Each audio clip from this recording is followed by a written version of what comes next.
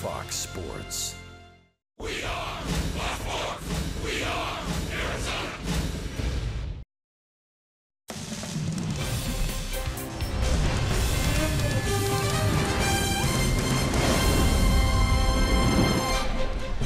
It's not quite July 4th, but we're in the Independence Day spirit around Major League Baseball. Special holiday uniforms are out as we welcome the St. Louis Cardinals into Arizona. Join us for D-backs baseball on Fox Sports Arizona.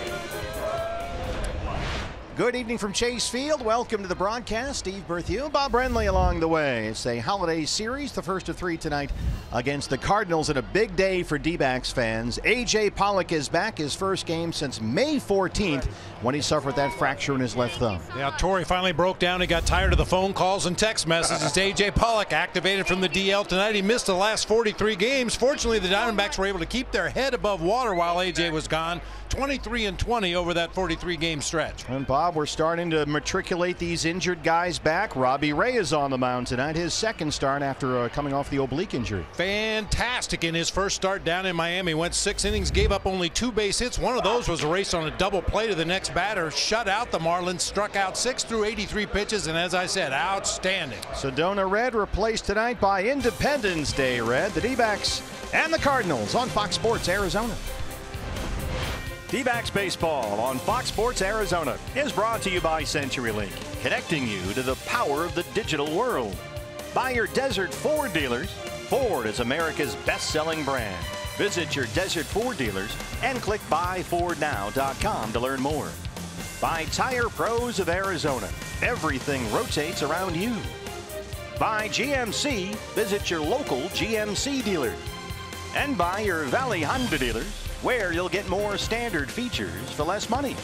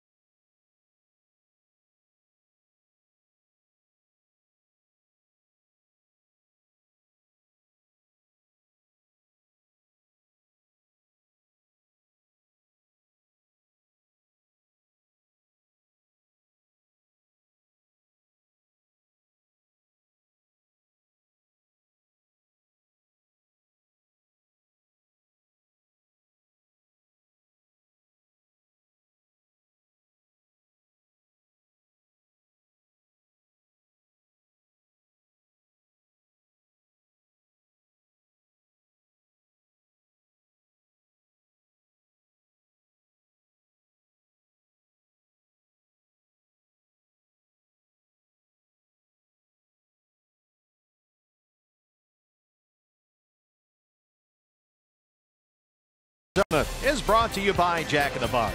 This season, D-backs home runs score free Jumbo Jacks only at Jack in the Box. By Buick, visit your local Buick dealer. By Chaz Roberts Air Conditioning and Plumbing, choose Chaz. by One AZ Credit Union.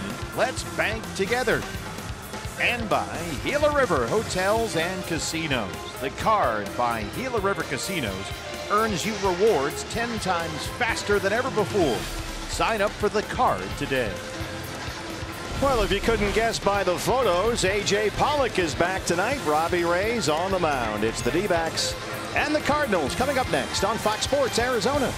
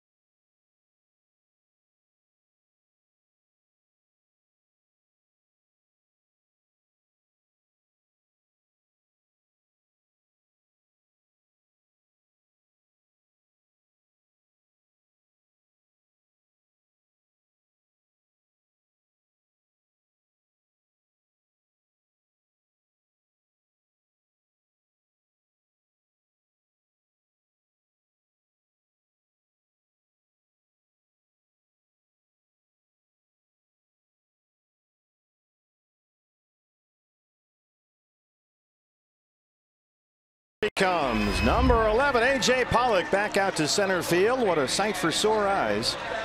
It's the D-backs and the Cardinals. Welcome in. Steve Berthew, Bob Renly, Joni Jackson with you. The first of three, Arizona and St. Louis, which comes in here 2 over 500, third in the NL Central, 5.5 games behind Milwaukee. And here's the Cardinals lineup presented by your Valley Chevy dealers. Mike Matheny will line them up this way tonight. Matt Carpenter leading off, playing first base. Tommy Pham will be out in center field with Tyler O'Neill in right, Marcelo Zuna in left. Yadier Molina behind the plate. Jed Jerko down at third base. Jairo Munoz at shortstop. Colton Wong at second base, and right-hander Carlos Martinez on the mound. For the D-backs, it's lefty Robbie Ray. He's your Ram Truck starting pitcher. No win in Miami last Wednesday, and his return from a right oblique strain at the end of April. You see his overall numbers on the season. Mentioned Robbie gave up 2 hits against the Marlins. One was immediately eliminated with a double play by the next batter. He did walk 2 guys leading off the inning, but immediately went 1, 2, 3 after that to get out of the jam. A look around the diamond at the D-backs defense is provided by E.D. Marshall Jewelers. A.J. Pollock returning in center field. As we mentioned, David Peralta will be in left. John Jay over in right field. Jake Lamb and Nick Ahmed on the left side of the infield with Daniel Descalso and Paul Goldschmidt on the right side. John Ryan Murphy doing the catching tonight for the lefty Robbie Ray. Andy Fletcher calling the balls and strikes. He's our plate umpire. The crew chief Bill Welke at first base. Tony Randazzo at second.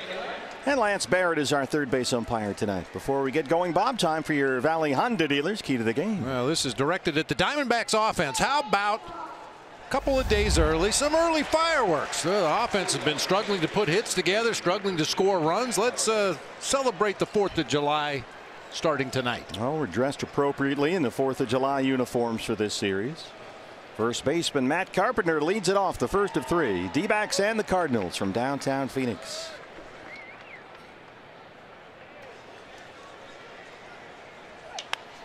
First pitch swinging, and that one is fair down the right field line.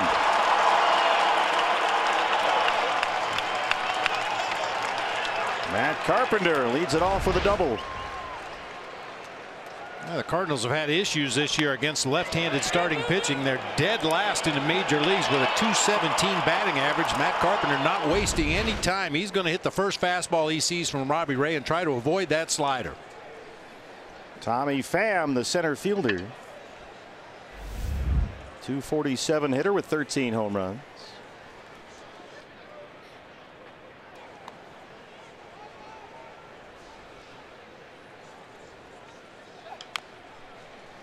Pham homered yesterday in their loss to Atlanta at Busch Stadium.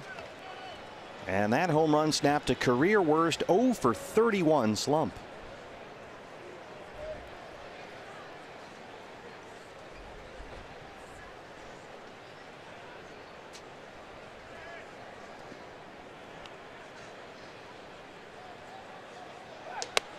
Fastball misses up. Boy, everything about Robbie Ray's start in Miami, you had to walk away loving what you saw. His rhythm on the mound, his tempo, getting the ball back, getting up on the rubber, pounding that strike zone, elevating four-seam fastballs, and that back foot slider was just devastating. There's a good slider for a strike. Yeah, Robbie against the Marlins, 6 scoreless innings, gave up only 2 hits. Threw 83 pitches. He said afterward it was about as good as it could have been. Yeah. Just what you hope for coming off a long layoff like that. Fastball averaged 92 miles an hour. Slider and curveball seemed to work.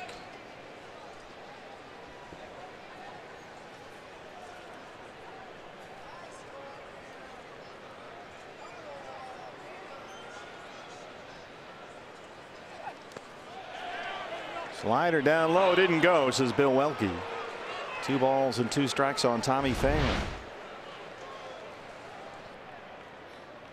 I think Tommy Pham caught a break there. It was very close, but it looked to me like the barrel got out there, in my estimation, a little bit too far. Nobody knows exactly how far is too far. There's nothing in the rule book about a check swing.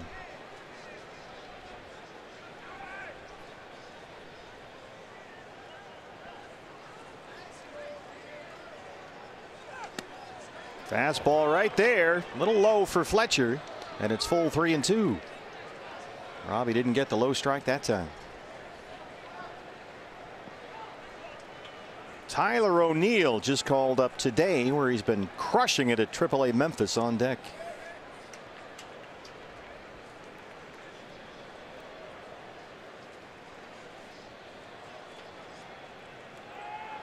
I'll keep an eye on Carpenter just to make sure.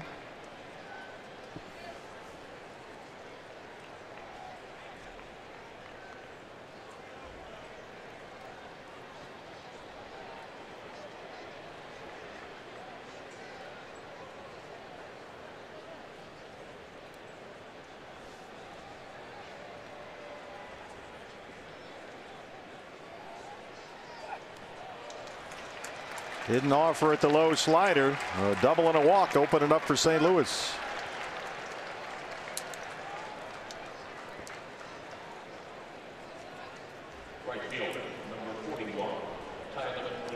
So this is the rookie O'Neill, 237 and 3 homers. He's only played 16 games this year.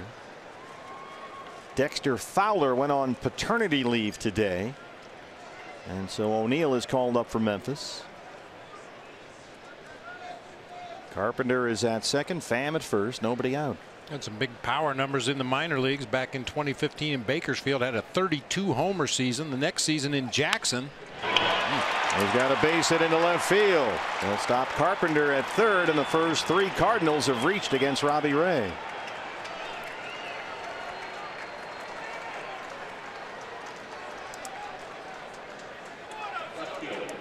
Marcell Ozuna,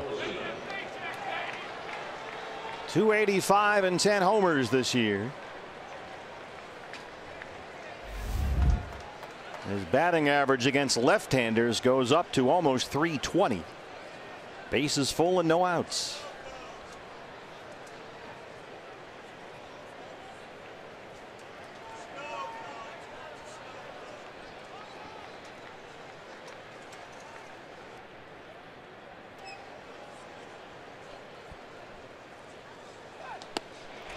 Good slider down, 0-1.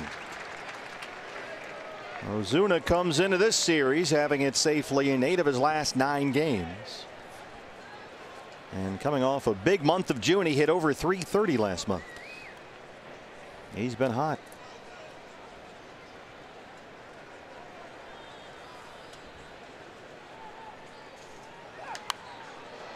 Foul back, and it's 0-2.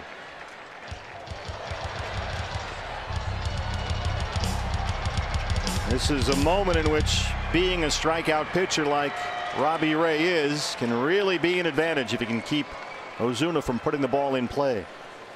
You hope for a strikeout or an infield pop-up or a ground ball right at one of your defenders in this situation, preferably a strikeout. That sets up a possible inning-ending double play with Yadier Molina at the plate.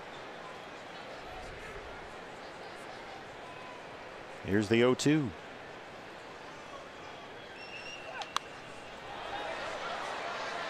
This guy's a player. He's a really good hitter. Robbie got some work to do here.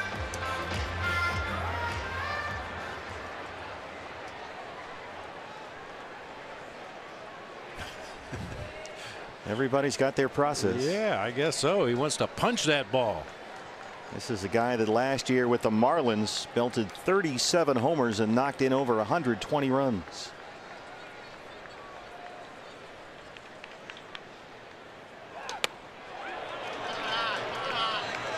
Fastball in a pretty good spot. He was able to check 1-2.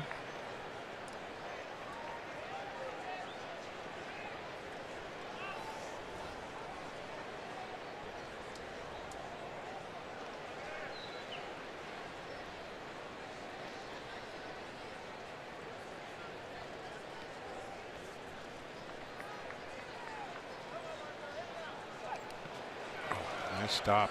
Bounced a slider up there. John Ryan Murphy behind the plate tonight. Talk about it all the time. Every ball you block in the dirt with a runner at third base is the equivalent of driving in a run, as far as I'm concerned. He saved a run right there. Oh, he's tried the fastball up and away, the slider down. And now Ozuna is back even 2-2.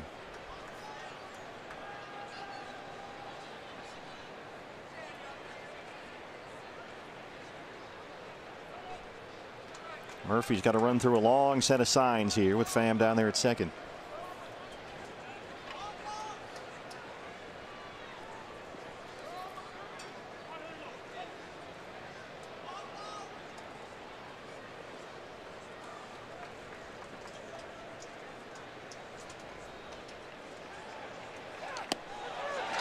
Called strike 3. We've seen fastballs that were higher than that called balls. That one was well below the knees, but Andy Fletcher rings up Ozuna. Well, there's a strikeout Robbie was looking for. Good location, maybe a little below the bottom of the strike zone, but we see that every game.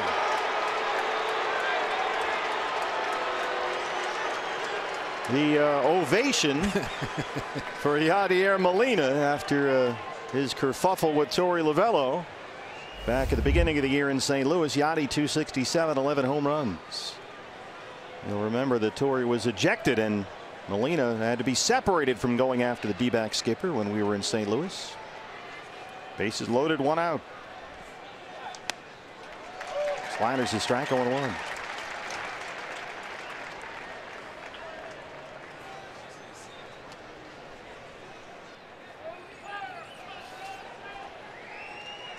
Those two, by the way, did get together before the game. Carpenter's at third, Pham at second, and O'Neill at first. Torey Lovullo walked over to the St. Louis side of the field and met with Yadier Molina for a few moments. They exchanged pleasantries. And it certainly seemed like everything was okay. This was what happened at Busch Stadium on some low strike calls by Tim Timmons. One on Peralta, one on Pollock. Torey came out, argued, said you can't let that guy turn balls into strikes, and that's when Yadi lost it and the bench is empty. But that was about the worst of it. But all is well now. Robbie ahead 0-2.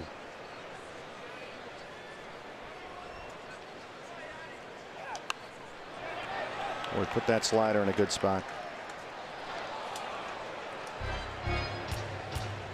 Yeah, the governor was all over that reunion between Torrey and Yadier Molina. He said they exchanged fist bumps when the conversation ended. Well, he knows the lingo. Yeah. I mean, Torrey admitted probably a poor choice of language in his argument with Tim Timmons, and Yadier Molina overheard it and mistook it for being directed at him. Yeah, when you see 2 low strike calls like that against your hitters, you got to get out there and find out what's going on. Slider is yanked foul.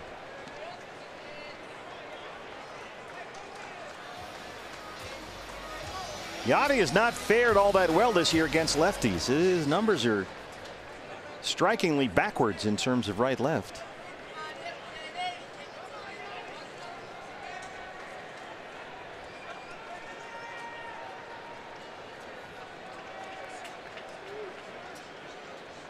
We could really use that ground ball right now. Pitch count starting to creep up there. Here's the 0-2. Center field, AJ will have to play it on a hop. Carpenter is home. Pham will score as well. And it's 2-0 St. Louis.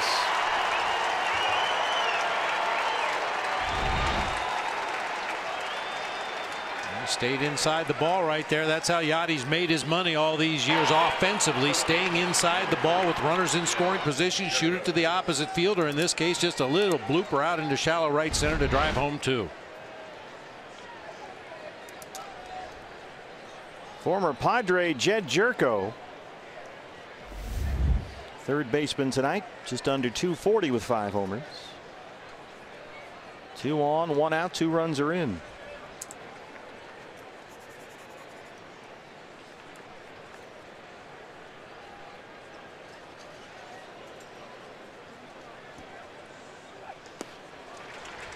Jed Jerko has always had a whole bunch of swing and miss in there.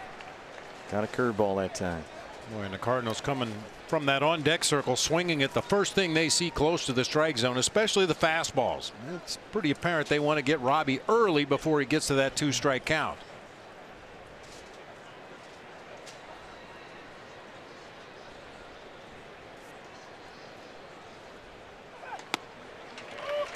Fastball's a strike, 0-2.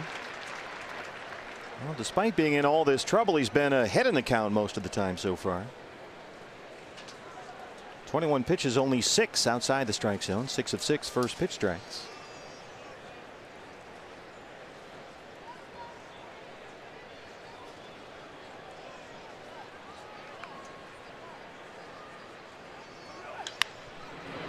That's foul behind Jose Oquendo, coaching at third.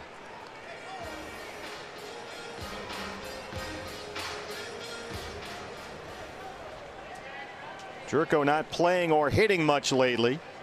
He's kind of been in and out of the lineup.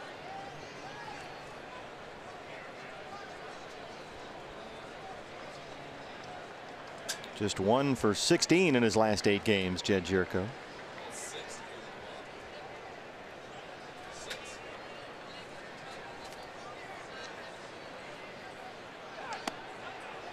Fastball misses away. The 6th hitter of the ball game for the Cardinals. Robbie Ray's had 3 0-2 counts already, 1 1-2 count. And we mentioned those first pitch strikes, but the Cardinals have 2 first pitch hits as well. Carpenter and O'Neill, the first and third hitters.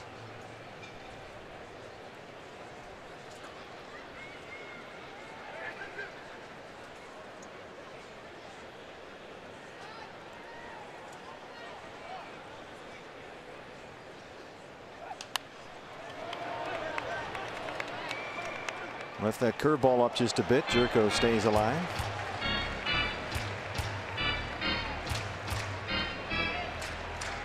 Mike Butcher not loving what he's seeing, so they'll burn a mound visit early here.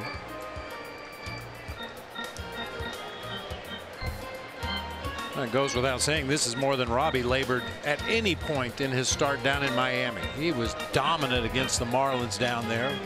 Struggled through this first inning somehow. The big moment for him. He retired the first 6 he faced in that ball game. Got a double play ball and a strikeout to end a threat in the 3rd. Then he walked the first 2 he faced in the 4th, Castro and Brian Anderson. That was the only real trouble he was in. He got a ground ball and a couple of strikeouts and ended the threat. Gave up only 2 hits in 6 innings. wasn't quite able to wiggle off the hook here and still has some work to do.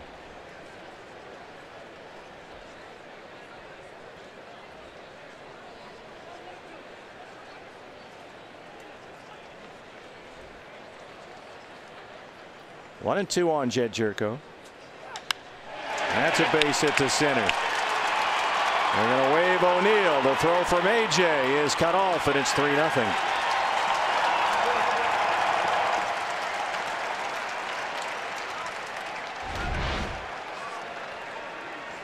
And just bites off a little too much strike zone that time. Outer third of the plate. Jerko quick with his wrist that time. Flips it out into center field.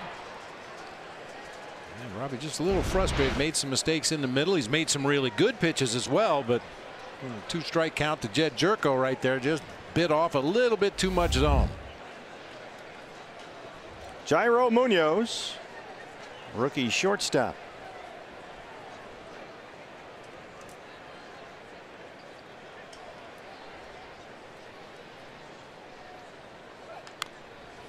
Fouls off a curveball. Cardinals are without Paul DeYoung, their regular shortstop. He's been out with a broken bone in his left hand, but he is scheduled to play some rehab games with AAA Memphis at Iowa today and tomorrow. They think he could be back for Mike Matheny by the time the Cardinals get to San Francisco on Thursday. This is the start of a long road trip for St. Louis. They visit the D-backs, the Giants, and the White Sox. Right field, John Jay backing up at the track, and it's over his head off the wall. Molina will score. They will wave Jerko. Here's the relay, and they got him at home plate.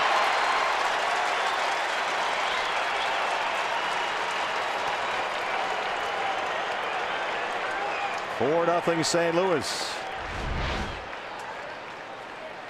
John Jay picked it up, got rid of it quickly. Good relay right to home plate. John Ryan Murphy with a quick tag there at the plate. He looked like a shortstop trying to tag out an attempted base stealer at second base that time.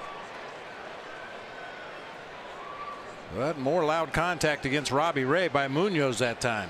Munoz winds up at third. 2 outs now. Here's the second baseman, Colton Wong, the 8th man to bat here in the St. Louis first.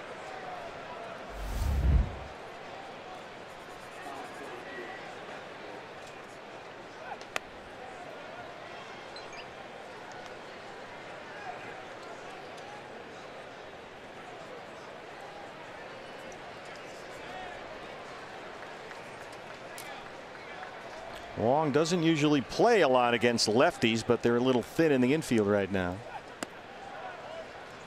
I thought I was pretty specific in my instructions on the key to the game. The early fireworks were for the Diamondbacks offense. Well, see, maybe that's where we went wrong here. Have to talk to your staff about that clerical error.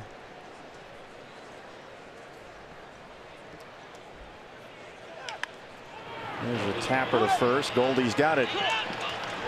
And that's finally the end of the top of the first, but the Cardinals score 4 times. D-backs coming up.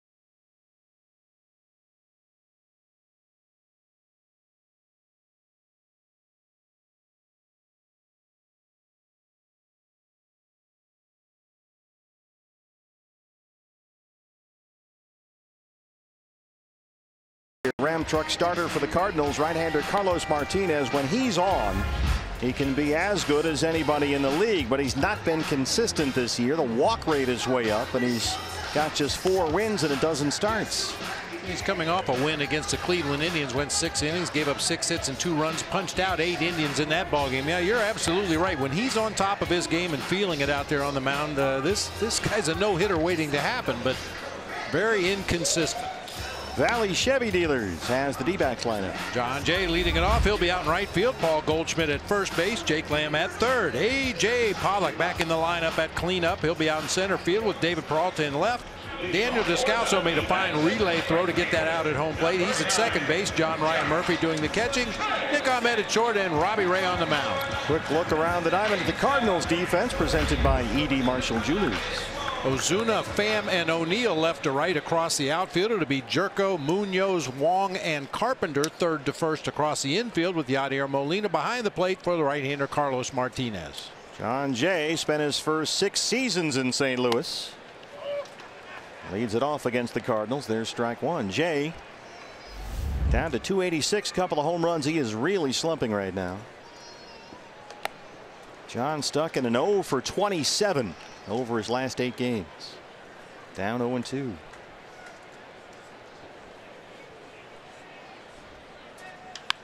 Punches it the other way. Jerko bobbles it at third. Trying to make a tricky backhanded play that time. And here comes Goldie. Good defensive swing right there. You see Jerko gets to the backhand, has to retreat a step or two, and as he stumbles to get his balance, he lost a handle on the baseball. I'm guessing that'll be ruled an infield hit for John Jay. That was going to be a tough play for Jerko. No, they called it an error. Ooh. I was going to say that was a bold prediction. I should have known better. Cardinals have made more errors than anybody in Major League Baseball this year. Fastball right under Goldie's chin starts us off. He was named today National League Player of the Month for June. And either that was an erratic miss or message sent. Martinez is a very aggressive fastball pitcher. Does not always, as we mentioned, control it very well. So we'll give him the benefit of the doubt on that one for now.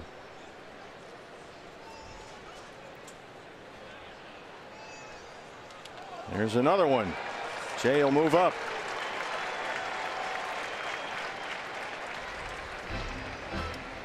Now Martinez does lead or he's tied for the major league lead with 10 hit batters this year.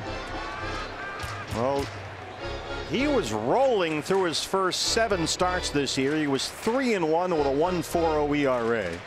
And then had a lat strain, missed a while. Look at his record since he's come off the DL. In 5 starts, he's walked 21 batters in just under 23 innings. And even though he won in his previous start, his ERA is almost 7. So he has not been nearly the same pitcher post-injury as he was to start the year. It was a right lat strain. First time in his career Martinez had been on the DL.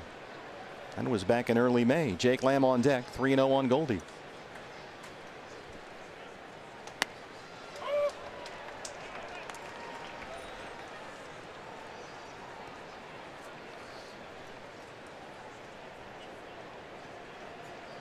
Goldie walked twice and homered yesterday here against the Giants.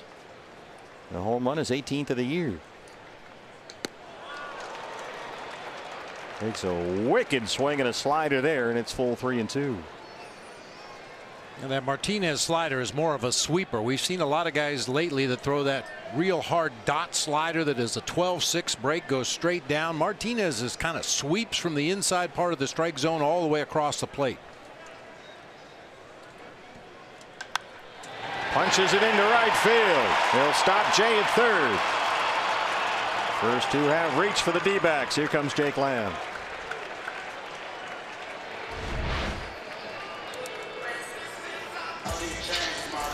That's a perfect hit and run swing right there. Goldie waited, let that ball get real deep in the hitting zone and shoots it through that hole in the right side of the infield to put D-backs on the corner for Jake Lamb.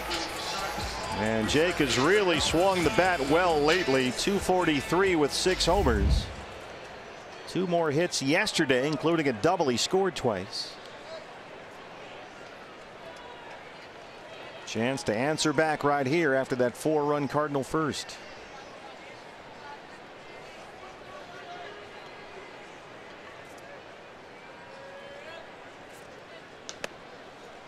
Boy, his fastball is all over the place. Jake has hit safely in 9 of his last 10 games. Hitting better than 340 over that stretch, 342.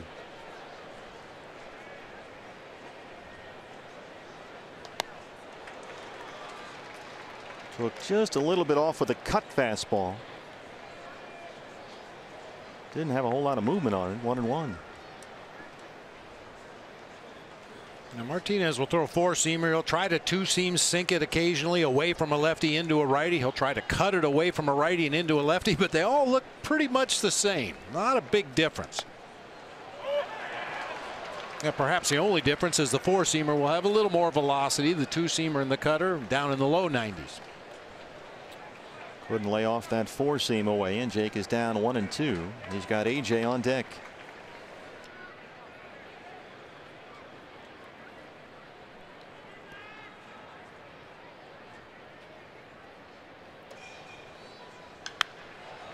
Fastball up.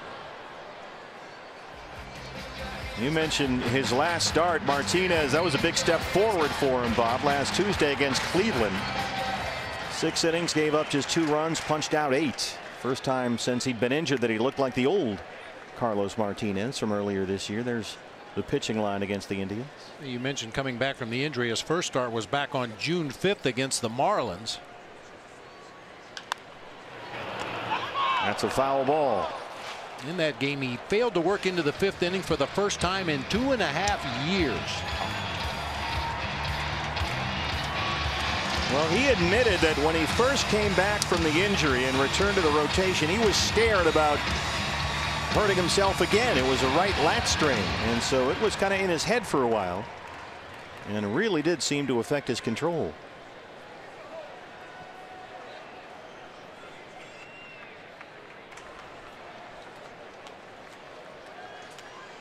Jay at third, Goldie at first, nobody out.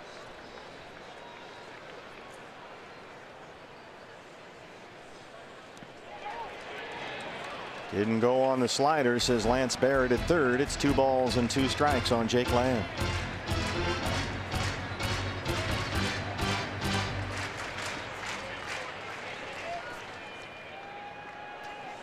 AJ will be next.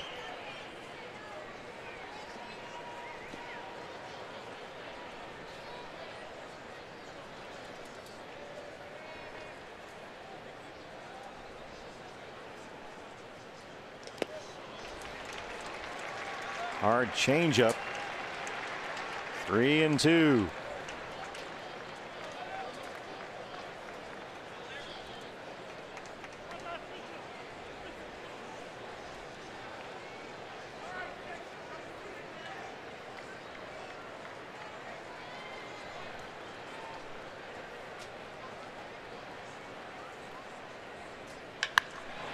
Base hit.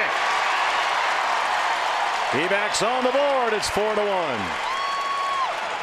And here comes A.J. Pollock.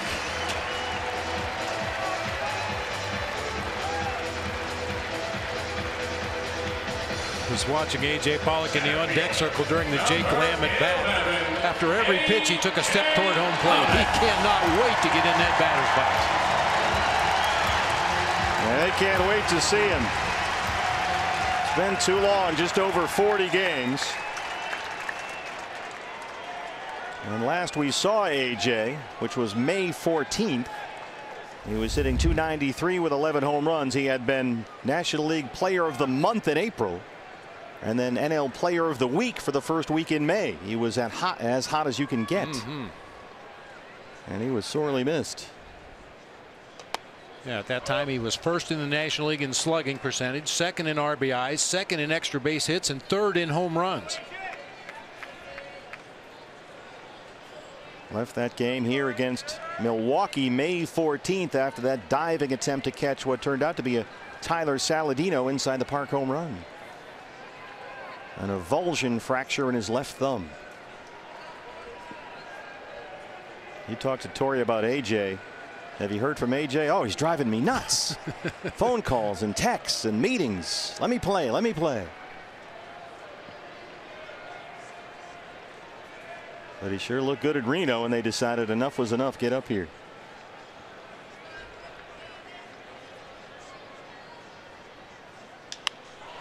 Lifted in the air to center. Pham is over there. Goldie at second. He'll stay there.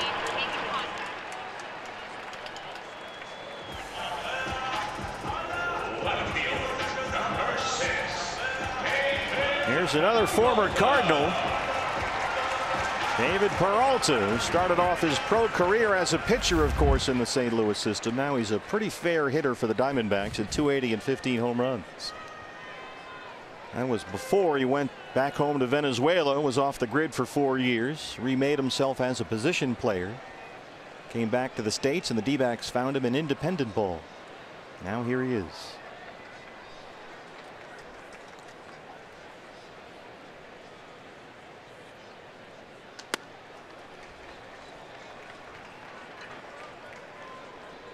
David was really putting on a show in batting practice. His last couple rounds today, he was taking dead aim toward that Ram truck out there deep in right field. He was coming really close.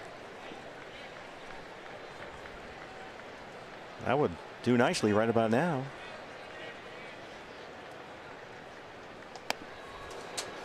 There's that cutter again. Martinez, for all his faults, as we've talked about, because he struggled since the injury, generally keeps the ball in the yard. He's only given up 3 home runs all year. That's after giving up 27 last year, tied for 9th most in the National League. Mike Maddox, the pitching coach.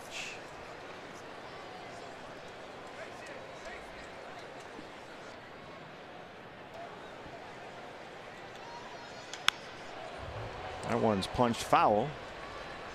1-2 on Peralta. David at home this year with runners in scoring position has hit almost .380.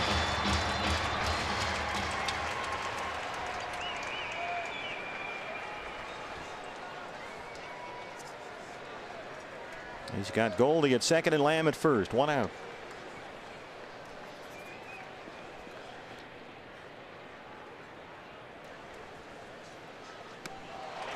Waves at a slider. First strikeout for Martinez, 2 down, and here comes yet another former Cardinal, Daniel Descalso. That's that flat slider, started just off the outside corner, worked its way back to the middle of the plate. Just enough off speed to fool David Peralta that time. Daniel, 252, 9 homers. He's in there at second base tonight. Ketel Marte is doing really well after that cramp the other day, but Torrey wanted to make sure he had one more day. They put Marte through the full boat today, had a good workout. That's par for the course for Torrey, really. You have any kind of injury, you got to come back, and they run you through the ringer here before the game to make sure that you're 100%, and then if you pass that, then generally you're okay for the next day. Well, especially this time of year and earlier in the season, you don't want to take any chances with the guy's health, especially the guys that you're counting on. But you get down into the end of August and month of September, I think it might be a little bit of a different story. I mean, that's why you protect guys at this time of year, so that when you really need them for those stretch run games, they're healthy and ready to play. Unfortunately, just a cramp for Ketel the other day.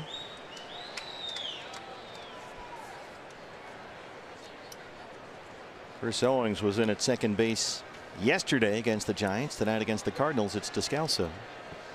2 balls and no strikes.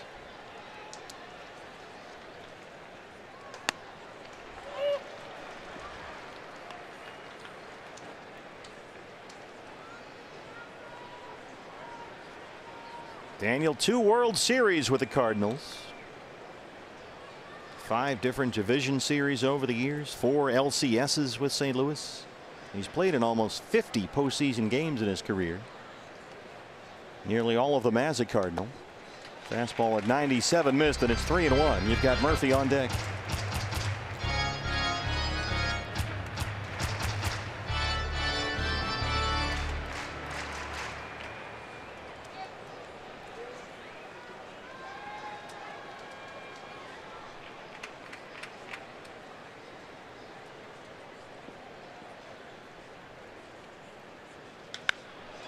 This is trying to drop. Wong drifts out there, and he collects that one. And Martinez strands two, but the D-backs get one back. They trail it 4-1.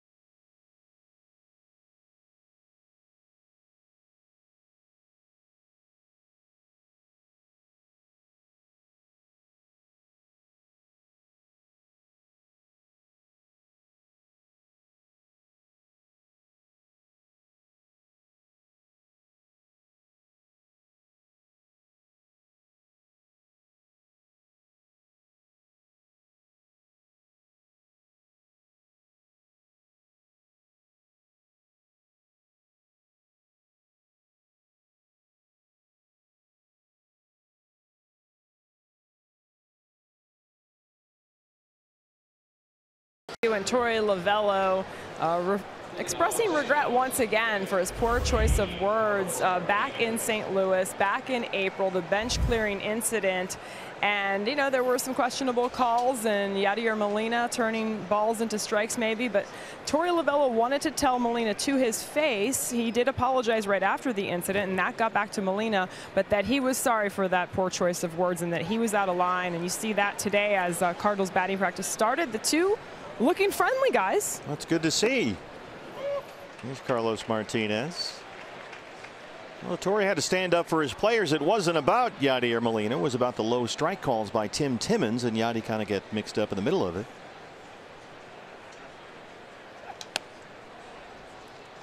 And in the heat of competition, you know, sometimes you use language that you certainly wouldn't use around the house or around the kids. But, you know, it's big league baseball, and guys' emotions get involved and things get a little heated at times, and you say things that you later regret. And things get mixed up in translation as well.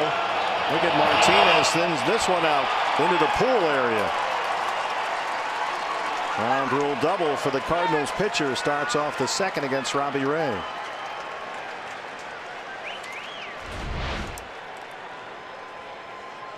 Ball up and out over the plate. Fortunately, it looked like Martinez caught it a little bit out toward the end of the bat. Otherwise, that ball may have splashed down in the pool. Hit a long way anyhow. But for Robbie Ray, he's thrown 23 strikes so far in the ball game. 6 of them have been hit, some of them really hard. 1 out. 5 were taken, only 2 swings and misses, and 9 foul balls. He's already given up 6 hits. Matt Carpenter now doubled and scored to lead off the ball game. Swung at the first pitch of the ball game.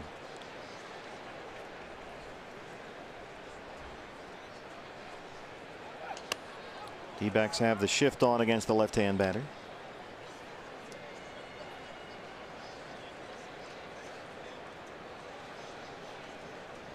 Matt Carpenter's always been one of those guys that refuses to use the batting gloves. Even when we were in St. Louis earlier this year and it was about 20 below zero, he was still out there bare-fisted swinging that bat.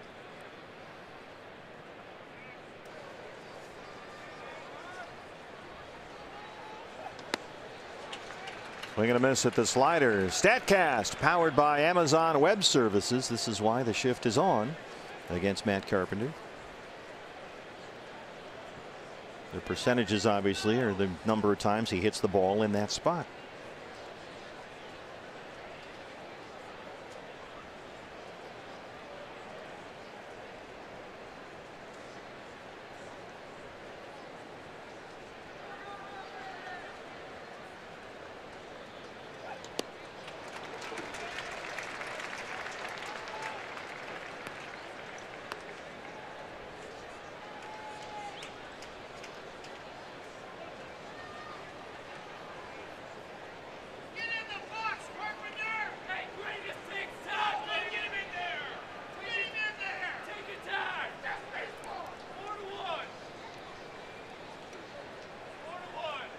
Enthusiastic crowd here tonight. 1-2 on Carpenter. Just kept sticking with that slider. Robbie gets his second strikeout. Only 3 real funny looking swings against the Robbie Ray slider in that at bat. Ball well in the dirt. John Ryan Murphy blocks it up, keeps the runner at second base, and retires the first out of the inning. Tommy Pham walked and scored back in the first.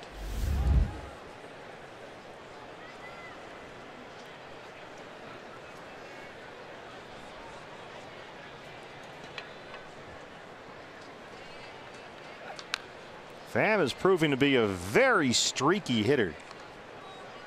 He hit over 340 in the first month of this year, but since May the 1st, his batting average is 203. He gets real hot, then ice cold, then hot again.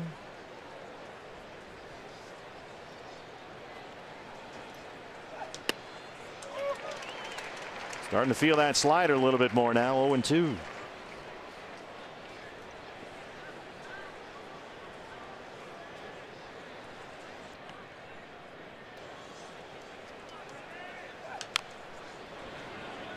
Well, there's a timing and a rhythm to a delivery, just like a hitter has timing in the batter's box. And sometimes Robbie and all pitchers, they get a little ahead of themselves, or they get a little too far behind. Their arm is dragging.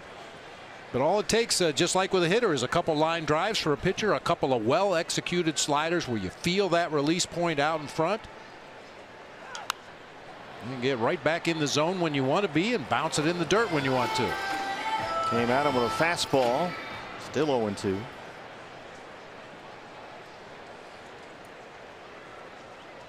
Fastball against the Marlins was Robbie's most effective pitch. He threw it for strikes nearly 75% of the time. That one did miss by a whole lot, but missed.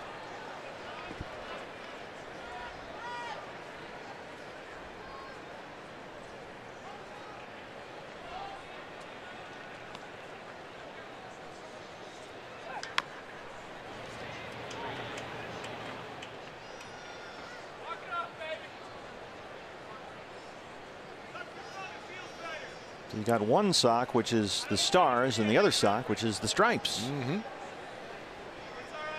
Well, when we have a holiday uniform days or series like we do today, it'll all be laid out, all the new holiday stuff, you know, Mother's Day, Father's Day, laid out on a table in the clubhouse, and guys go up there like, you know, at the outlet mall, just stuffing your bag full of stuff. You got socks and gloves and tape, all kinds of things. Elbow guards, everything stars and stripes here.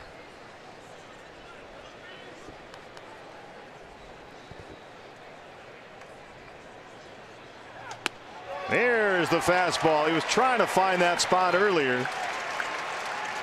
Back-to-back strikeouts after the Martinez double. And he just missed off the plate inside, trying to dot that corner, and comes right back with 94. Catches plenty of plate that time.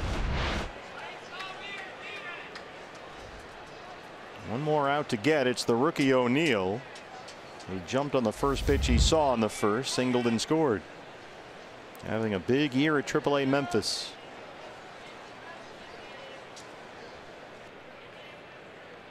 I started to say before his last at bat, he got a hit on the first pitch, so I didn't get to finish. He had a 32 homer season in Bakersfield in A-ball, came back the next year in AA and drove in over 100 runs. And that's a short season in the minor leagues, only 140 games if you play every day. He's a powerful, stocky kid. He's 23, 5'11", 210. And he was crushing it at Memphis. 19 home runs. He was second in the Coast League in homers when he got called up. He had hit 4 home runs in 5 games when the phone rang.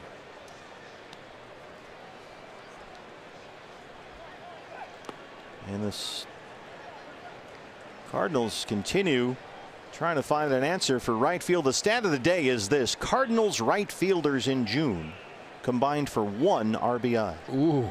For an entire month, 1 run batted in. From a premium power position, Dexter Fowler has not worked out at all this year. He's on paternity leave, so O'Neill gets a look here. It's that one way up in the air over toward right center. AJ near the home run porch. Good job by Robbie Ray. Strands the leadoff double. It stays 4-1 St. Louis.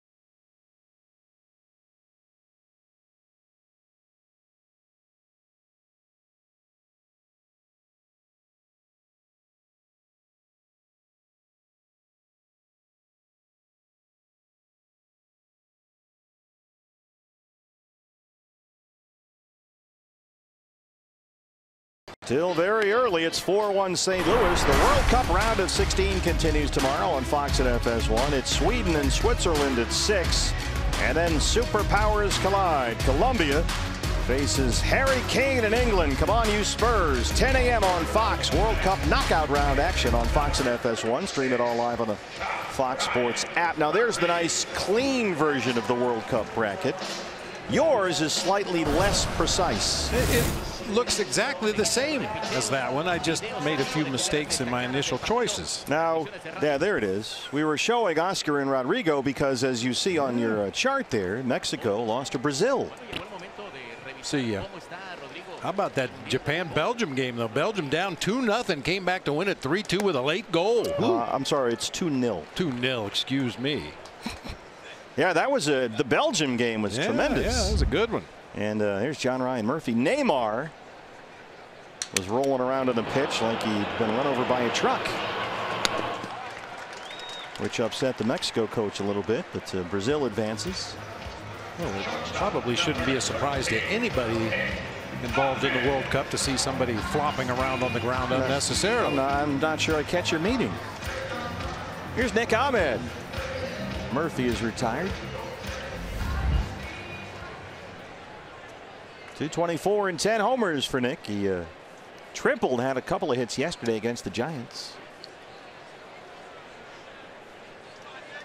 It's amazing how one side of your bracket is almost right on the money, very clean. The other side looks. Well, there were some upsets. You know, a lot of arrows and crossouts I noticed. It was just choices I meant to make, but got a little too far ahead of myself and picked the wrong team, so I corrected it. Got carried away with the enthusiasm. That's all. It happens. 0-2. Nick comes into tonight riding a 5-game hit streak.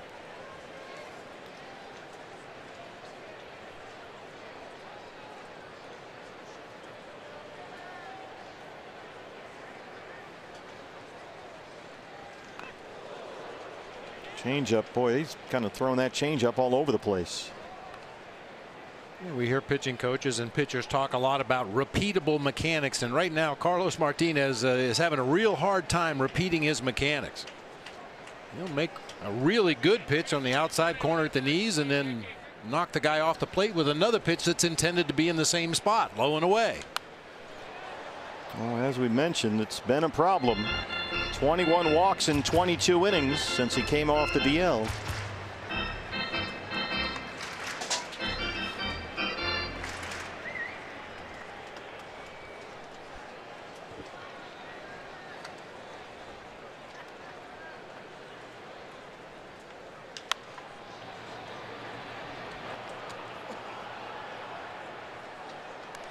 D-backs beginning play today.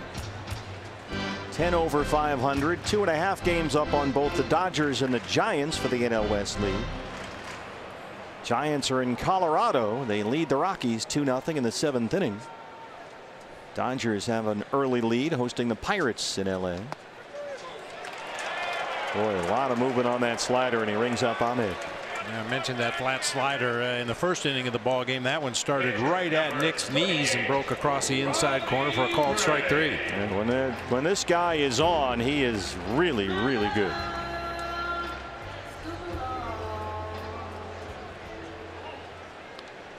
Two down for Robbie Ray. Martinez is now retired 5 in a row.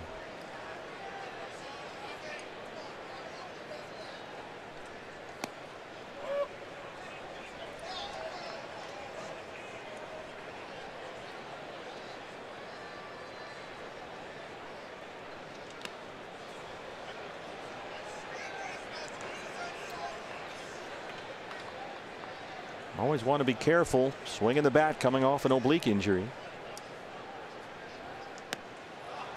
And Martinez gets his 3rd strikeout. He set down 6 straight. D-backs trail it 4-1.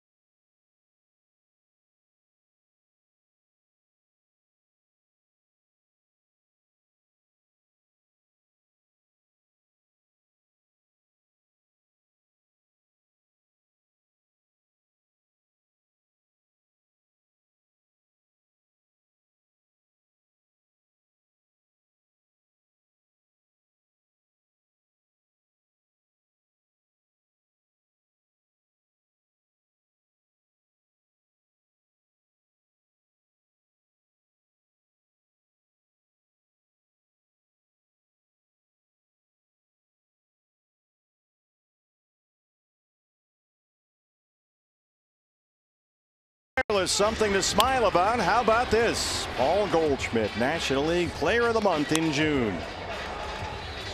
Wasn't a bad month. Not a bad month at all. He was raking from start to finish, driving the ball out of the ballpark. That opposite field stroke that we've grown to love so much from Goldie returned, and he rightfully won the Player of the Month award in the National League.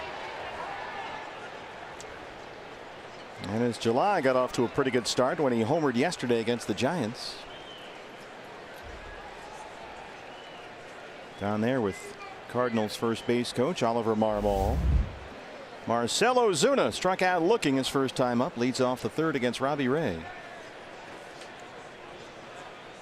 St. Louis a 4-run first. They lead at 4-1.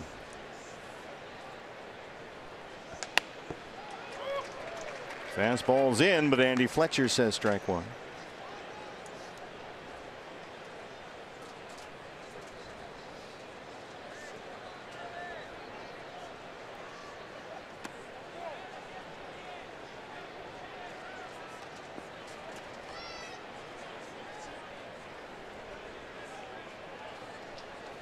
Very odd looking at bat by Robbie Ray, as you mentioned correctly at the time. You got to be careful with that swing coming back from an oblique injury, and he showed bunt on every pitch and then pulled it back and kind of took a little chop swing. That might have been direct instructions from his skipper and the training staff. Wouldn't be surprised. Yep. We saw a similar offensive approach in Miami. Take it easy. That's how Clay Buchholz injured himself.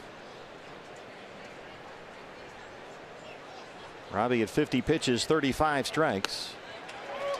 Sliders in. Boy, he's getting a lot of inside strikes from Andy Fletcher. Working into these right-hand batters, it's 2-2.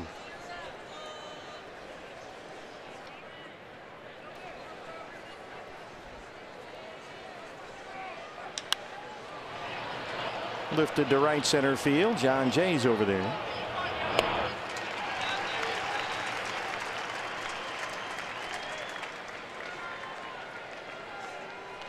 Here's Yadier Molina. A 2-run single in the first. Catcher, Yadier Molina.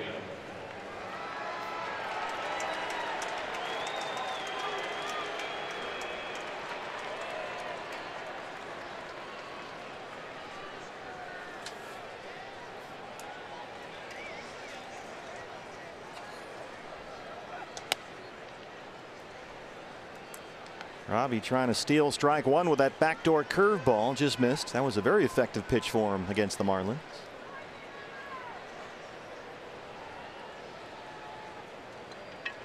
Using it to steal a strike against right-hand batters.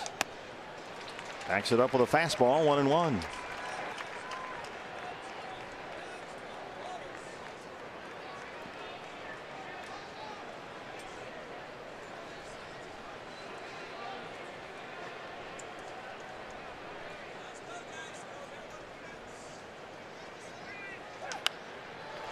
Pops it straight up in the air. Nick Ahmed got a beat on it.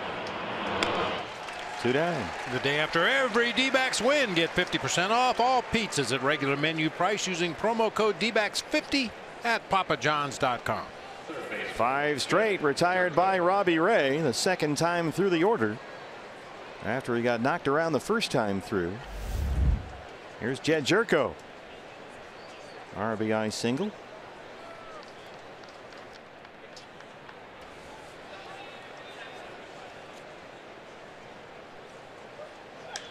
This is belted to center. Pollock. 6 in a row set down by Robbie Ray. 4th of July week at Chase Field. D-backs trail at 4-1.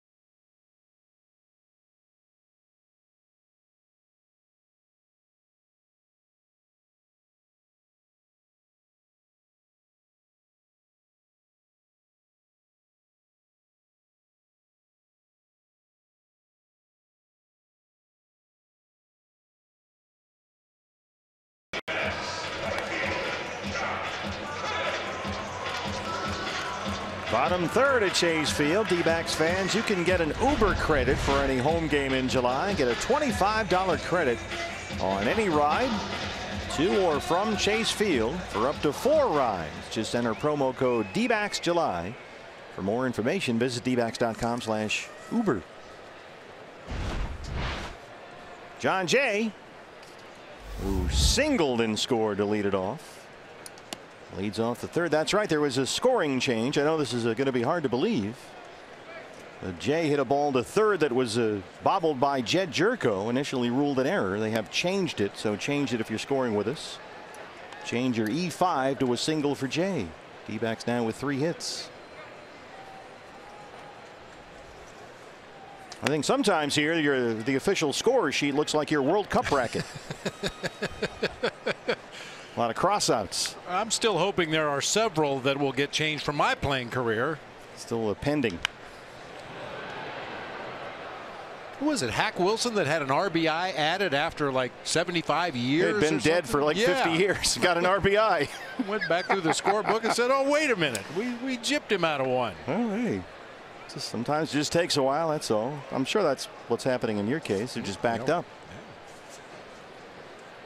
I just want to get to 250 career. That's all. And that shouldn't take too many changes. There's probably a bonus check that follows that. Yeah. Performance bonuses. Yeah, those were really big in my day. You didn't have any incentives? Your incentive was you wouldn't get cut. Yeah, just give me a uniform. That's incentive enough. Well, Carlos Martinez starting to settle in. He struck out 3 consecutive batters now. He's retired 7 straight. A little more downward movement on that slider. Occasionally he gets up on top of it and it does have some downward movement, but most of the time it's, as I said earlier, more of a sweeping slider. National League Player of the Month for June. Paul Goldschmidt singled in the first. Got a hanging cutter that time. 0-1. Goldie 23 RBIs in 27 games last month. He got 364 in June.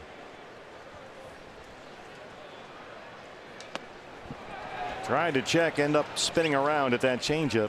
0-2.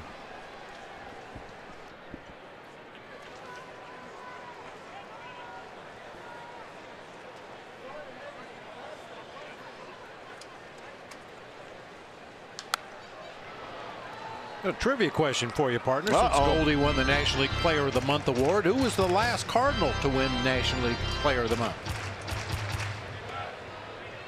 Well, I know Ozuna won a Player of the Week award last month. Does that count? No. No. Well, with any Cardinal trivia question, the safest answer is always Yadier Molina. Ooh, Albert Pujols, August of 2010. Wow, it's been a while. Diamondbacks have had 4 Players of the Month in that span. Oh, well, we're way better than they are then. AJ. That one is under Jerko and into left. Goldie 2 for 2. Yeah, AJ did it. Just Dinger, JD Martinez did it. Martin Prado did it back in 2013, and Goldie this month. Goldie's got a leg up on Player of the Month in July, too. Off to a pretty good start. Jake Lamb, an RBI single, his first time up tonight. So he's now hit safely in 10 of 11.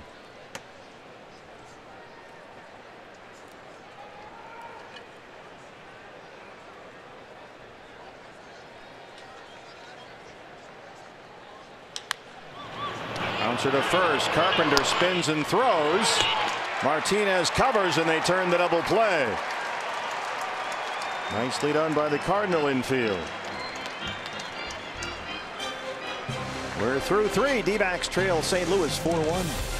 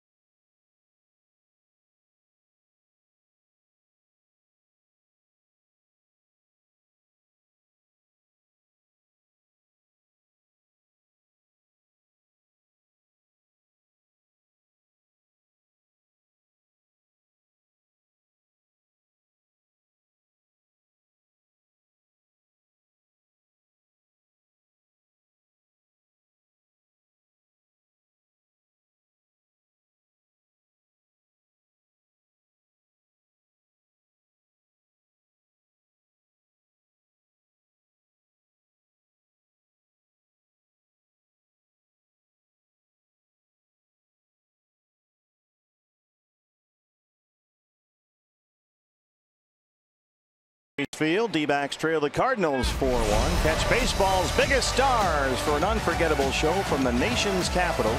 It's the MLB All-Star Game, July 17th, only on Fox. You can stream it live on the Fox Sports app. Jairo Munoz leads off the St. Louis fourth against Robbie Ray, who has retired the last 6 Cardinals he's faced. Munoz had an RBI double in the first. St. Louis scored 4 in the first. 2-run single by Molina, RBI singles by Jerko and Munoz. Jake Lamb an RBI single in the home half of the first for the only D-backs run. Well, during the break, your staff was hard at work. There were slide rules, a lot of graphs and charts. An overhead projector was brought in, and they crunched the numbers. It's not looking great. No. No. Well, you need a little bit of help. Now, your career batting average, as Murphy finishes off the strikeout, that's 4 for Robbie. You are a lifetime, over 9 brilliant big league seasons, a 247 hitter. It was a hard 247. Yes, it was. So we've taken that into account, rounding off and so forth. They figured out that you would need 7 scoring changes to get that to 250. So if you can find 7 instances over those 9 brilliant seasons where, you know, you didn't get the right call from the official score, maybe we make that happen. So now your staff has to pour through the game film of every single game over the course of your career, and maybe we can somehow find 7 that should be changed. See, I laugh because over the course of my playing career, I don't know if there were 7 televised games. Well, it was late on the West Coast.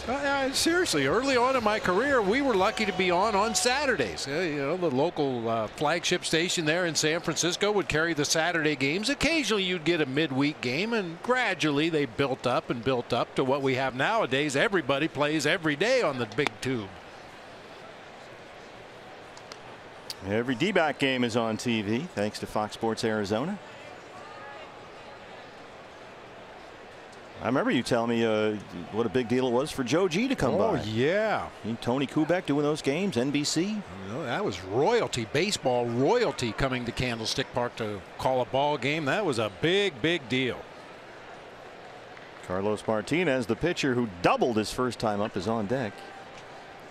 Boy, we really miss Joe. Yeah. He was the best. I mean, I've said it many, many times when Joe was doing that game in the week with Tony Kubek and others. He used to always go to the catchers. Tell me about your pitcher. You know, so you'd give him the scouting report on your starting pitcher that day. Okay, who's going to come in first out of the bullpen if you're ahead? Who's going to come in first out of the bullpen if you're behind? Tap to second for Descalso. And Joe knew to get the information as a former catcher, you go to the fraternity, you go to a current catcher, and I told him everything he wanted to know. Good and bad.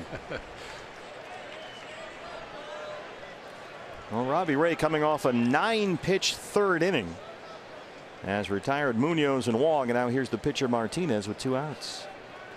Robbie really needed that 9-pitch third. Nice quick fourth would certainly help out too.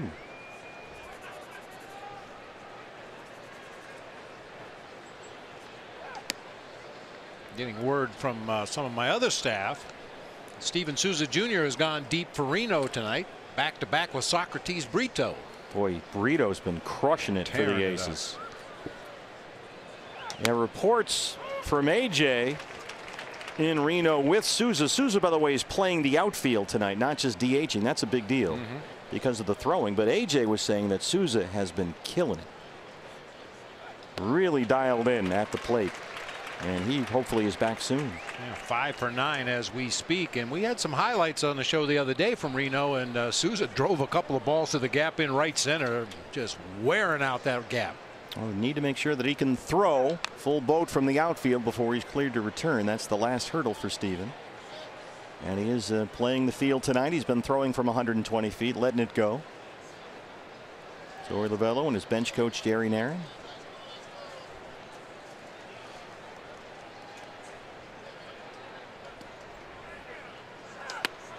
Called strike 3. That's 5 strikeouts for Robbie Ray. He has retired 9 straight Cardinals. Time for the offense to get back in it. And the new guy, AJ, leads it off.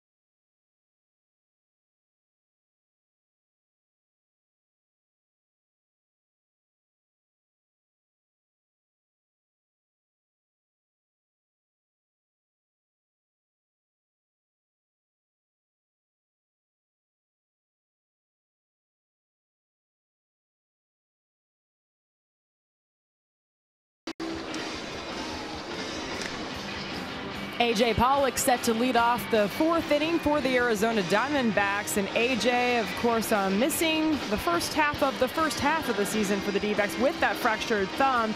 But he said during his rehab there weren't many rest days. You guys know how A.J. works, and he says he doesn't need to take a million swings, but even though he wasn't cleared to pick up a bat for a few weeks after the injury, he did a lot of things even at home to try to keep his timing sharp. He said, guys, I have a pitching machine in my house, remember that. So, you know how he likes to tinker, guys. He did some stuff, with his top hand. He did some other things just with his hand-eye coordination. And then, of course, once he was ready, as we know, it only took those 2 rehab games to be ready for AJ. Yeah, he and his wife had a remodeling project at the house that they moved into that went on for a long time. And part of that was a really nice batting cage. He's got the whole thing over there. And he leads off the bottom of the 4th against Carlos Martinez.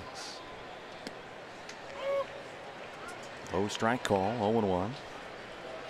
AJ flied out to center his first time up, back after missing over 40 games with that avulsion fracture in his left thumb. That's when part of the bone breaks off. Kind of goes with the ligament, bent backwards on that diving catch attempt. Jerko at third throws him out.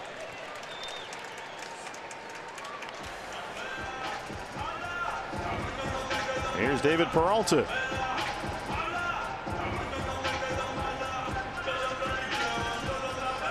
David struck out his first time up.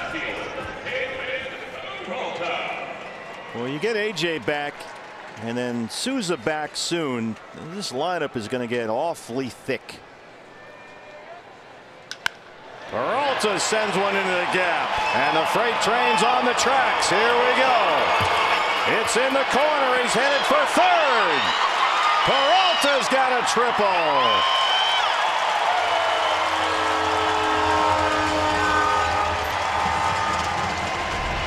That ball is clubbed into the gap in right center. David had some issues around the bases, however. He kind of stumbled between first and second, which threw off his stride. It almost looked like he missed second base. Looked like maybe just a toe caught the corner of the bag there as he turned it.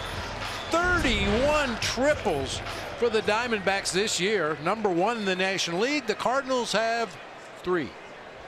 Wow. Well, let's get him in. Descalso popped up his first time.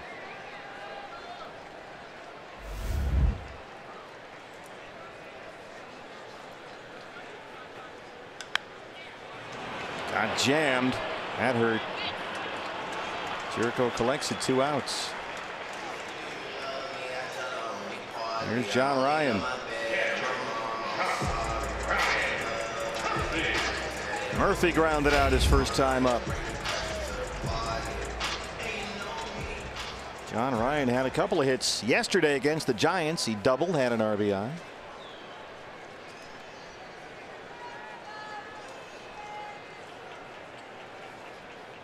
Yadier, something going on here with Andy Fletcher.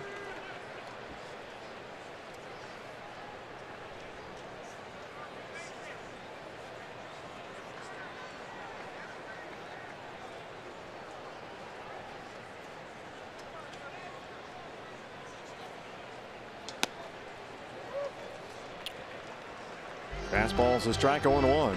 John Ryan's hit safely in 5 of his last 6. Looking for a 2-out RBI knock right here.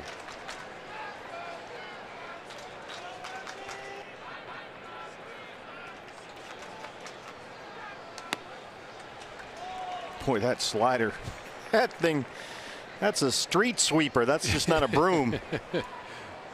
He boomerangs that thing up there. Yeah, I mentioned before, against a lefty, occasionally he'll get on top of it a little bit more and have some downward movement, but the ones he throws to the righties are like an old-fashioned American Legion curveball. Got a lot of movement on it.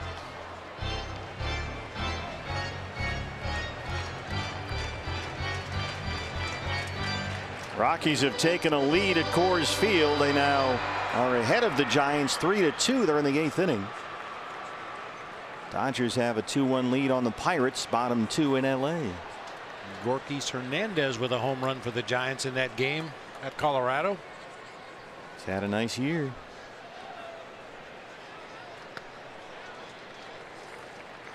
Boy, Martinez may want to just put that changeup away.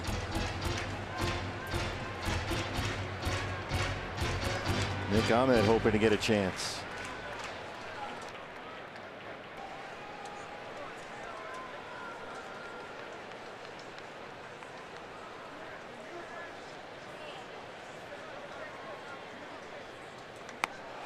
Got him on a fastball at 98.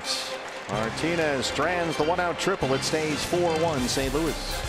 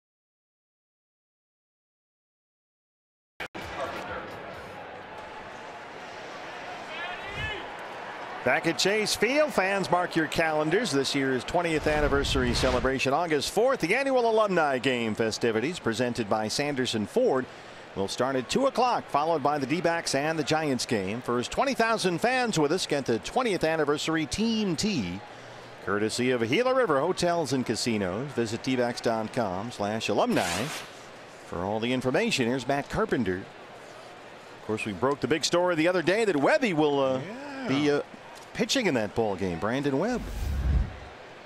That was big news. Carpenter has doubled and struck out, 1 for 2. Trainers will be standing by. Stretcher bears. Hey, Robbie really starting to lock in with that slider. He has retired the last 9 Cardinal hitters he's faced ever since the Martinez double that led off the second. He's walked 1. He's got 5 strikeouts.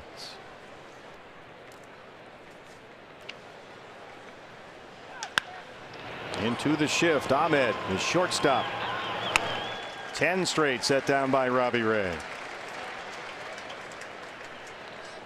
It's really been a tale of 2 times through the order for Robbie Ray. The first time through, he gave up 6 hits, a walk through 33 pitches. He still had to throw 37 pitches the second time through the lineup, but not allow a hit or a walk.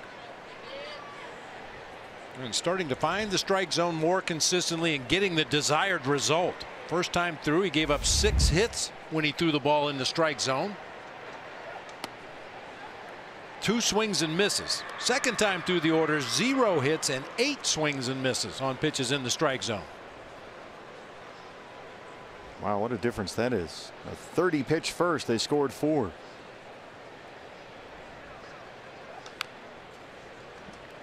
One and one on Pham was walked and struck out.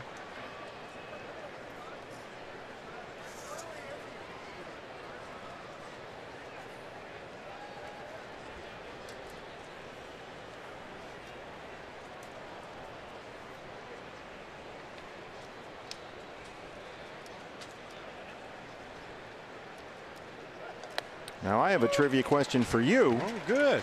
Last season, Tommy Pham, 6th player in Cardinals history with a 2020 season, 20 homers, 20 stolen bases. Who was the previous Cardinal to do that? Albert Pujols. Well, if you're not even going to try, Reggie Sanders. Oh, there you go. 04. I was all set to give you hints, but you sort of disqualified yourself by punting right away. Well, Albert used to steal some bases early on in his career. I thought maybe it had been a while. Maybe high school. Full count 3-2. We'll see Reggie. We're going to see Reggie at the alumni game this year. I certainly hope so. Yeah. He let a few balls off the center field wall like he always seems to. Punch to right. Base hit for Pham.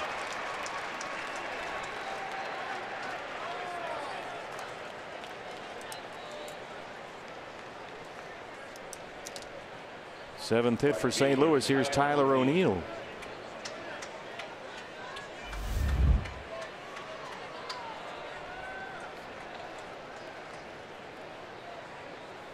There was a big controversy today around the Cardinals surrounding the right field position.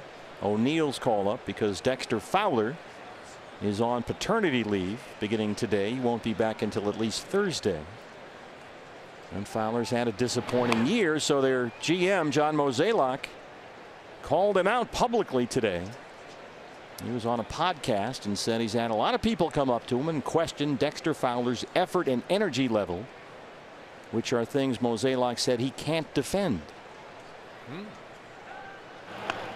And he admitted Fowler is clearly not playing as well as the Cardinals had hoped. Now, Mozeliak is the one that gave Fowler a real big contract, $82 million, but sort of threw him under the bus today. Well, the numbers are what they are. Every ball player struggles at some point in his career, but I got to agree with John Mozeliak. I mean, we haven't watched Dexter Fowler play on a daily basis, but just from the reports we've heard, the effort has been lacking, and that's inexcusable. So here's the kid O'Neill, who they like a lot because he's put up the big home run numbers at Memphis, and he's going to get an opportunity at least in this series. Oh, by the way, Albert Pujols stole 16 bases in a season twice. And 14 once, and then had a bunch of seasons 9, 8, 7. All right, so I thought he got to 20, but he didn't. You weren't that far off.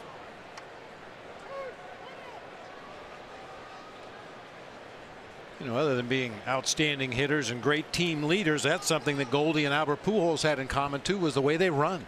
Albert never lifted his knees very high either as he scooted around the bases, just like Goldie. Goldie, when he runs, defies physics. The knees never come up off the ground. It's amazing. Big cut at that fastball in. 1-2 on O'Neill. It was Canada Day yesterday.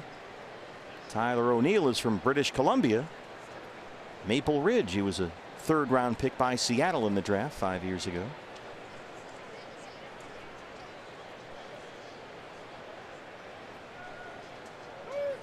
Well, we know Pham will run. He's got 9 stolen bases this year. He's also been caught 6 times. So Robbie steps off and takes a look.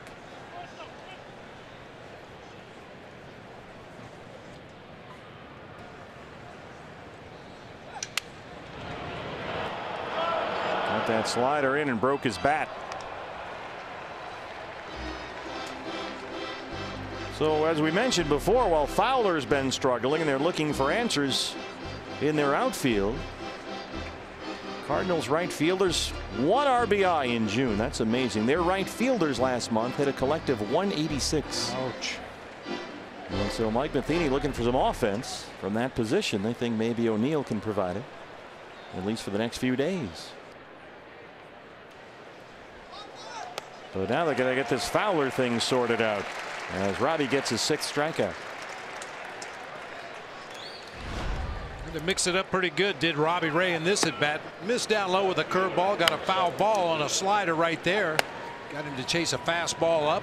Another foul ball way down the left field line with a broken bat, and then follows that up with a 93-mile-an-hour heater at the top of the zone. Our nationwide vision eye on the game.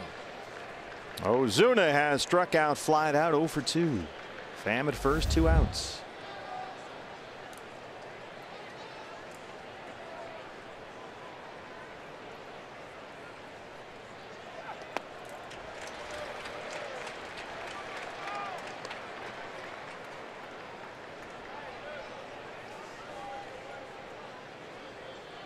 Ozuna was another big move by the Cardinal front office. They got him last December from the Miami Marlins.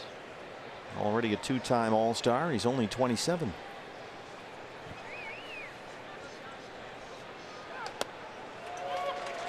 Fastball up and in at 94.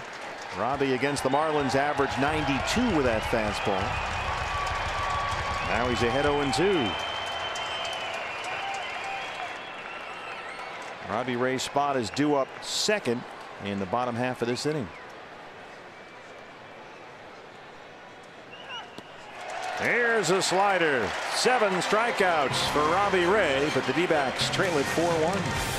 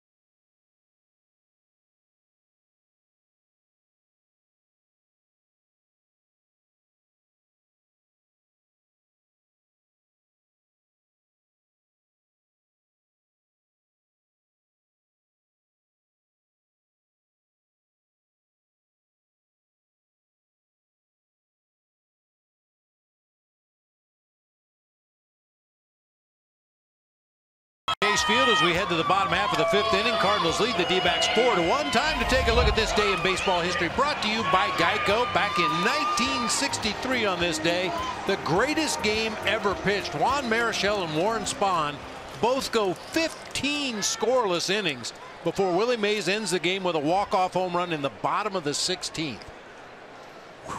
And as always, I will refer you to a book about that one game, which is a really good read. It's called The Greatest Game Ever Pitched by Jim Kaplan. Published about 6-7 years ago. Really entertaining baseball read. Nick Ahmed leads off the D-backs fifth against Carlos Martinez. Robbie Ray is out in the on-deck circle. And then John Jay, 8-9-1 here in the D-backs fifth.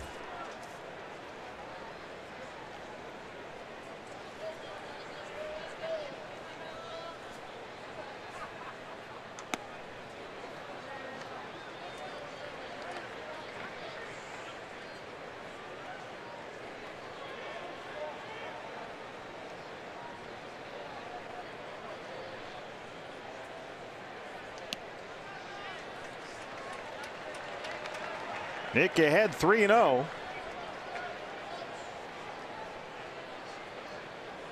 Mentioned all the problems that Martinez has had with bases on balls since he came off the DL. 21 in nearly 23 innings, but he's not walked a batter yet tonight. He's got 5 strikeouts.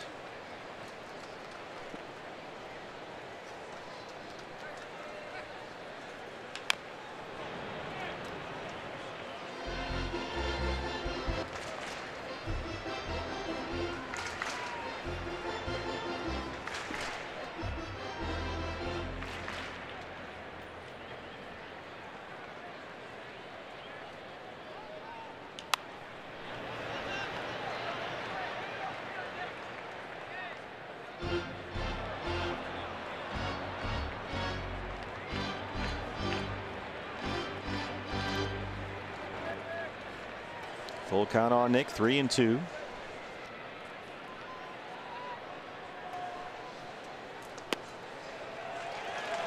Thought for a minute that Andy Fletcher might ring him up on that slider. Instead, there's the first base on balls. Nick's aboard ahead of Robbie Ray.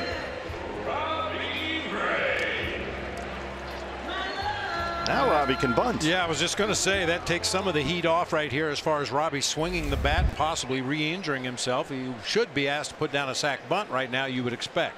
Jerko is well in at third. Carpenter holding Ahmed on the bag at first. Here comes Jerko. Robbie gets the bunt down. Jerko will collect it. Nicely done. Ahmed in at second.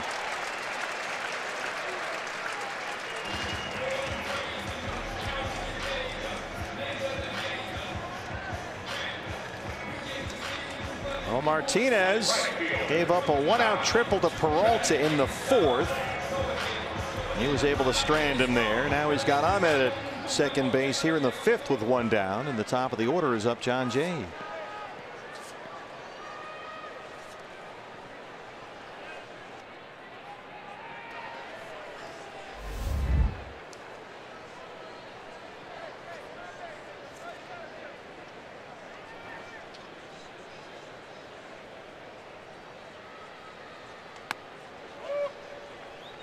Jay has singled, scored a run, and struck out 1 for 2.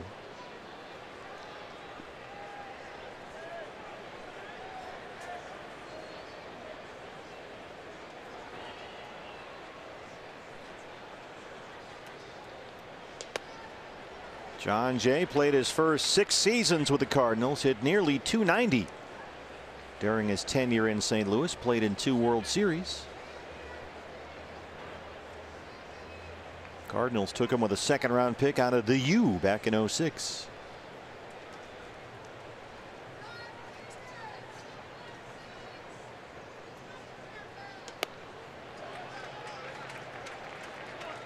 Was that the same year that Fox Sports Arizona drafted Jody Jackson out of the U? Yeah, Jody was the 1st rounder, and Jay went in the 2nd. Sandwich pick.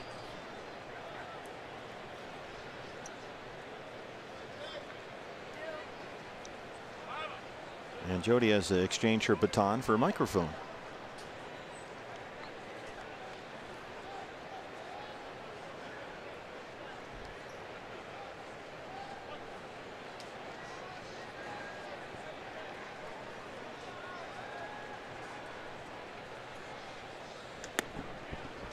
Well, Martinez starting to spray it around a little bit here. He walked Ahmed now behind on Jay, 3-1. Goldie on deck. That foot up against the railing. That's where the statue will go one day.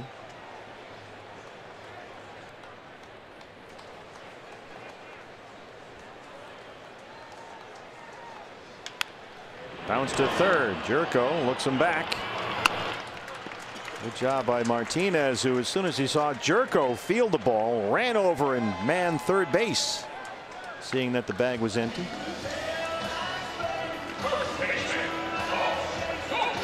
So they can't advance the runner there. Looking for a 2-out knock from Goldie, who has singled twice, 2 for 2.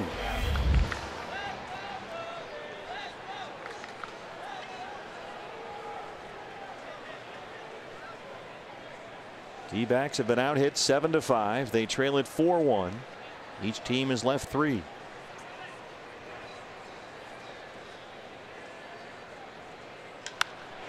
That's going to get down. Here comes Ahmed. Goldie 3 for 3, and it's 4-2.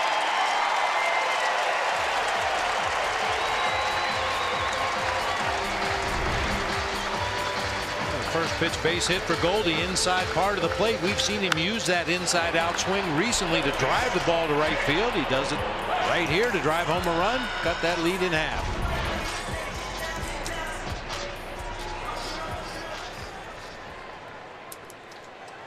Jake Lamb has got an RBI single. He hit into a double play his last time up.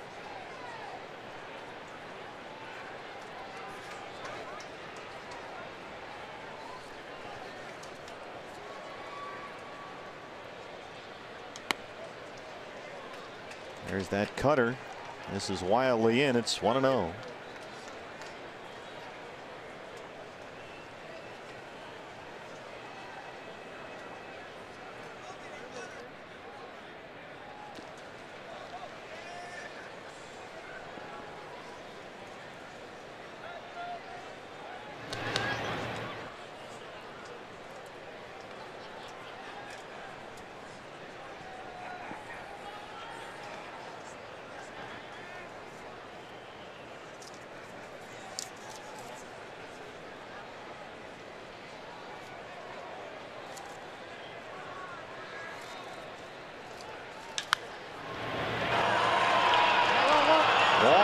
Collect that one. Carpenter able to keep his foot on the bag, and they retire Lamb.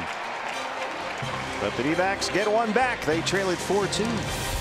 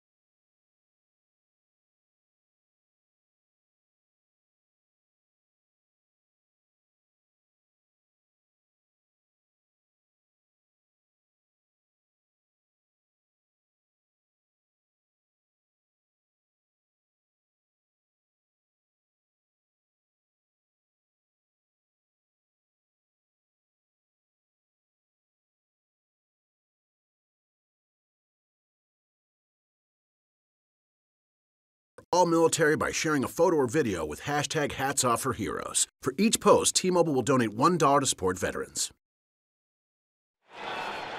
Back at Chase Field, D-backs have added a run. It's now a 2-run St. Louis lead as Yadier Molina leads off the St. Louis 6th against Robbie Ray. Molina had a 2-run single in the first. He's 1 for 2.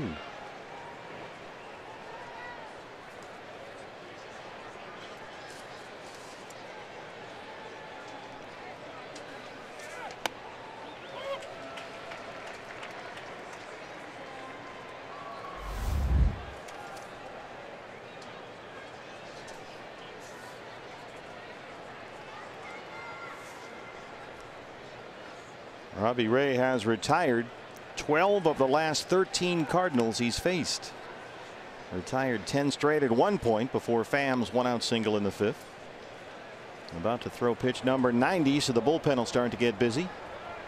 Andrew Chafin, the left-hander.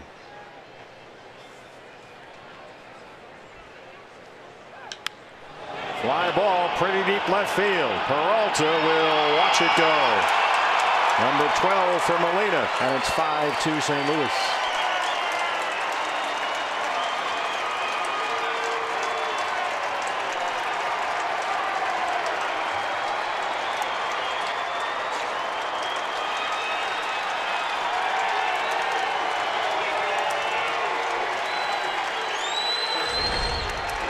Yadier Molina will occasionally sit on a certain pitch. Took a fastball right there, had no intention of swinging, a slider in the dirt, and then gets another slider in the strike zone. Looked like he was waiting on that pitch. He timed it up perfectly and hit it well out of here to left field. Our nationwide vision, eye on the game. Molina has knocked in 3 of their 5 runs. 1-0 on Jed Jerko, who had an RBI single in the 1st.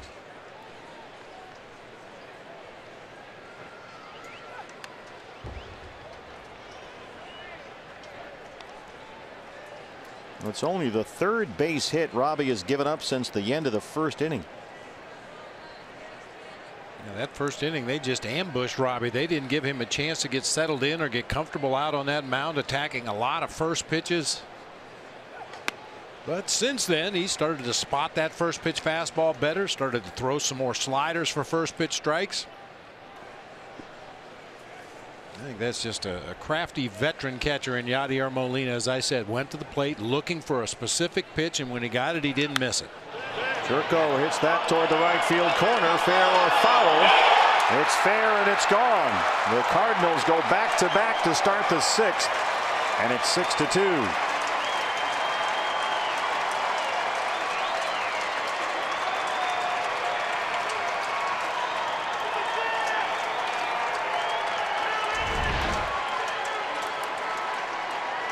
Fastball up and out over the plate. Jed Jerko barreled it right down that right field line. Just does sneak over the fence into that Cardinal bullpen.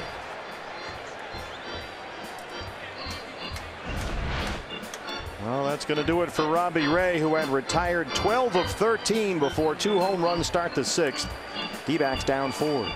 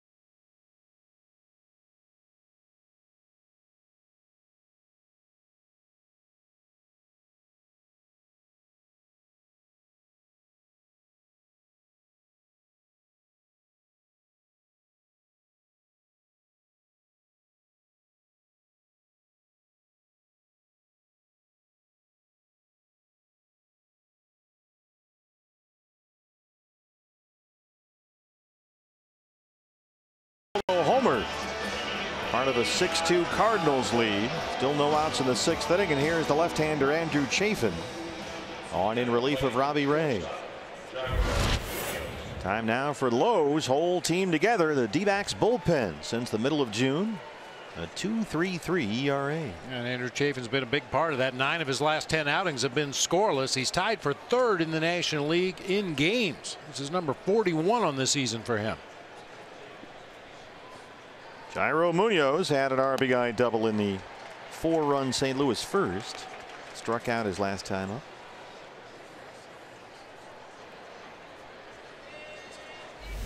Numbers on Chafin this year, an outstanding 1.84 ERA in 40 appearances so far. 32 strikeouts in less than 30 innings.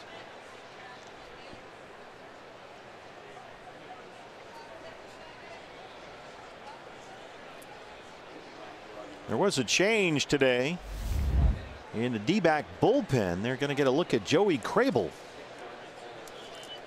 who was brought up from the minors today. Munoz hits it right at Dink Ahmed at shortstop. A.J. Pollock activated from the DL. Christian Walker sent to Reno. Silvino Bracho was optioned down, and Joey Crable is here, who's had a very good year for the Aces. There he is, 25-year-old right-hander. A whole bunch of strikeouts, so we may get a look at him in this series.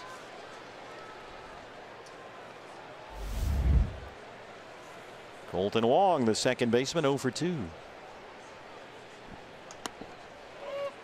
Boy, that's such an important part of any Major League Baseball season, and having optionable pitchers available out of that bullpen. We've seen it all season with Jimmy Sherfy and Silvino Bracho, and now Crable involved in that mix. Bring guys up here, and if you extend them multiple innings or pick back-to-back days and you feel like you might need some bullpen help, you flip one out for the other. Yeah, they've certainly done that with Bracho and Sherfy and Barrett. Now Crable. Reports they've been getting on Crable were exceptional. So they wanted to have a look. Let's see what's going on. He's only 25, as I mentioned, so they might have something here. Really spinning the ball for the Aces, putting up some big strikeout numbers. Chafin ahead of Wong, 1-2. The pitcher Martinez in the on-deck circle. Wong hardly ever sees lefties. Grounded out twice against Robbie Ray, so he's only 6 for 38 this year against left-hand pitching. Martinez now with a 6-2 lead.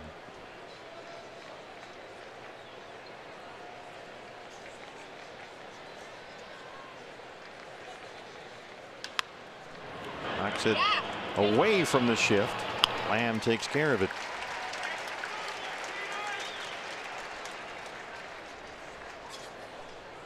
Well, here is Carlos Martinez. Something happened to Carlos Martinez I think you can relate to.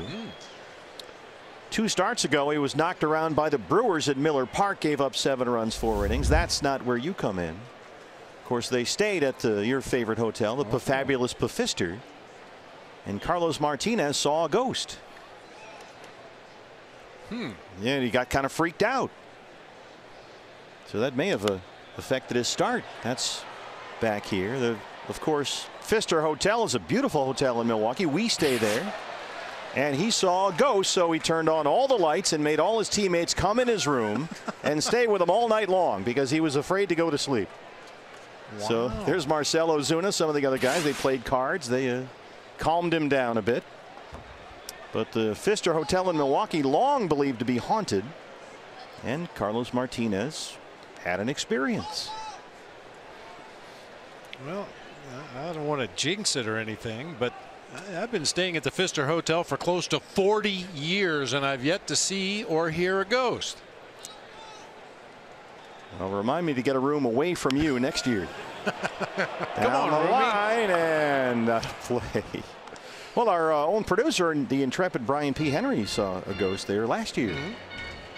He said he woke up in the middle of the night. There was a family of 4 standing at the foot of his bed watching him, dressed in old-timey clothes. Did he attempt to communicate with them? He asked them to leave. And there is we do have one pitcher. I won't name names. We do have one pitcher on the D-back staff who will not stay there anymore. In fact, when we were last in Milwaukee, he stayed at a separate hotel. He was a little because of the Brian Henry story. Brian's story freaked him out so much he checked out and went to another hotel. But when Brian went to the lobby at 3 in the morning and the guy at the desk, he says, "Hey, there's a ghost in my room. And the guy goes, well, what room are you in? And he tells him, he's like, was it a family of 4? Yeah. Oh, we get that all the time. Maybe they should close that room off. Well, the Cardinals get back-to-back homers from Melita and Jerko. They have a 6-2 lead.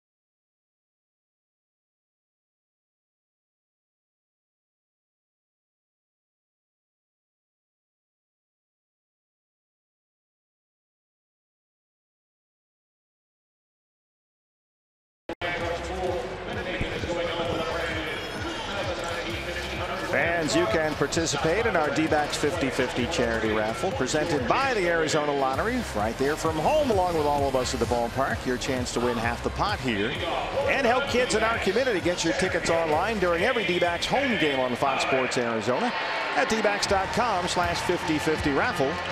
And the winning number is revealed on the postgame show. Right now, the pot is almost $13,000. You still got time to get involved. Pay for a new room at a different hotel in Milwaukee.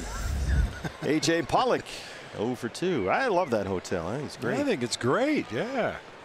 It's a very nice hotel. And they kept the sort of the 1920s feel to it. It was a landmark hotel in downtown Milwaukee back in the day. And it has a sort of a Titanic feel to it. And they have an in-house artist that is yeah, there every day. Piano bar and stuff down there.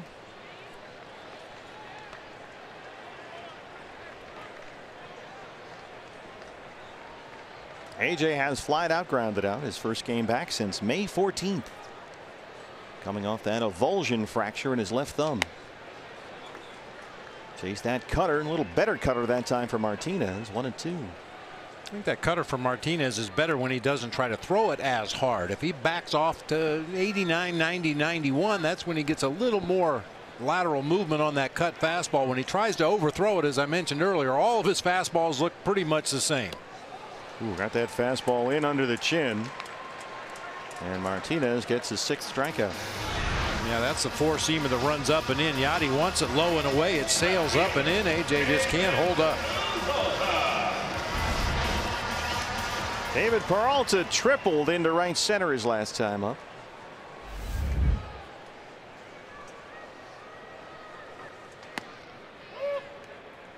Another cutter. Now a final at Coors Field. The Rockies beat the Giants 5-2. Dodgers have a 6-1 lead over the Pirates. They're in the 4th in LA. Madison Bumgarner got the loss in that start for the Giants.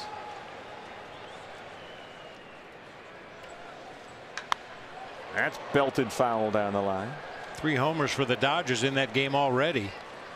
Don't tell me Max Muncy. Bellinger number 17, Peterson number 12, and Max Muncy number 18. What is the deal with that guy? I don't know. He's raking. Max Muncy has 18 homers.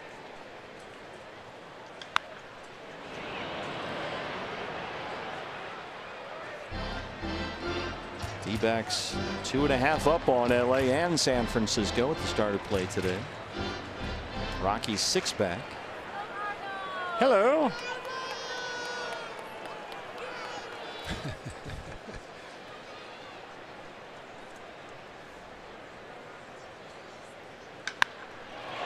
Hit deep to center. Pham at the track under the home run porch, and he's got it. David gave it a ride. It's a line out number 2. Boy, that sounded good off the bat of David Peralta that time. Unfortunately, hit it out there to the deepest part of the ballpark. Pham was able to run it down. Base is empty. 2 down for Descalso, who has popped up twice. Daniels fighting it a little bit right now. 250 on the year. Now his pop up back in the 4th inning followed that David Peralta triple to the gap in right center. Took a full swing, got jammed, just hit a little floater out to third base. Martinez tries a slow curveball. Yeah, Daniel had a 6-game hit streak last month, but since that streak ended, he has gone 4 for 38.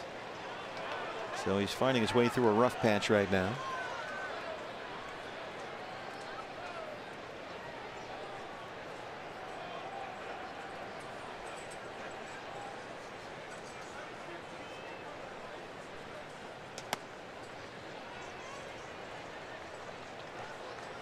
Martinez throwing the whole bag of tricks. Fastball, cutter, changeup, slow curves, big sliders. No, he didn't, Lansbury. 3 balls and a strike. John Ryan Murphy on deck. Martinez has walked 1. He struck out 6.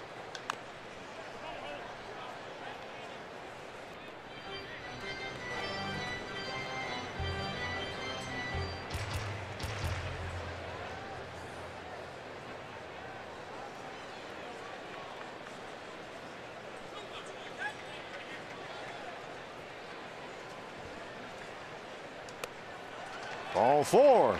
2-out base runner for Murphy. Second walk issued by Martinez. So here's John Ryan 0 for 2. He has grounded out, struck out.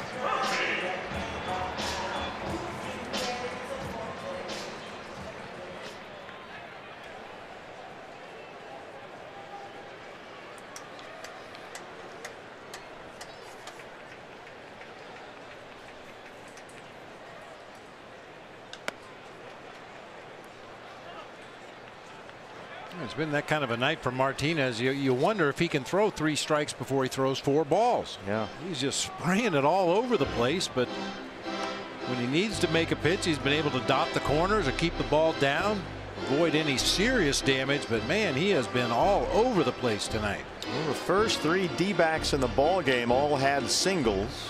Jay, Goldie, Lamb, they got a run back. And then Goldie had a 1-out single in the 3rd. Martinez got a double play ball against Lamb. Stranded the Peralta triple with 1 out in the 4th. And now he's trying to strand Descalso at first with 2 down here in the 6th.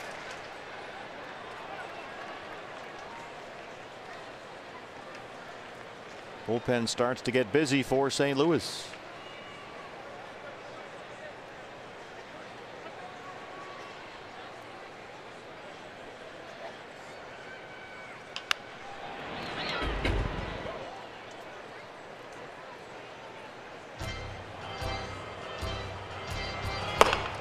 Here's a look inside the Cardinal bullpen.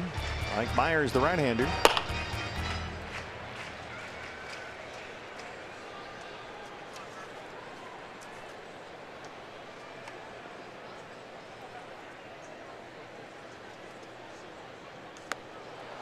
There's that big sweeper, the slider.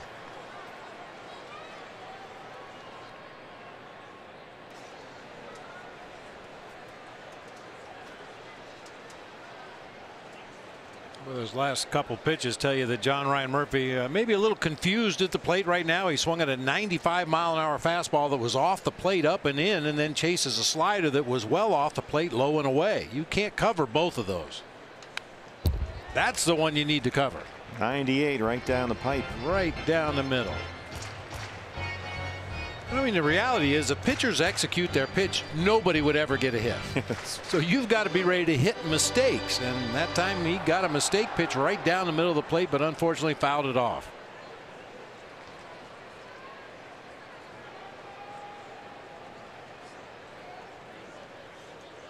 Fastball away, shook off the changeup, shook off the slider. 1-2. Got him. Same pitch, same spot. We're through 6. 6-2 St. Louis.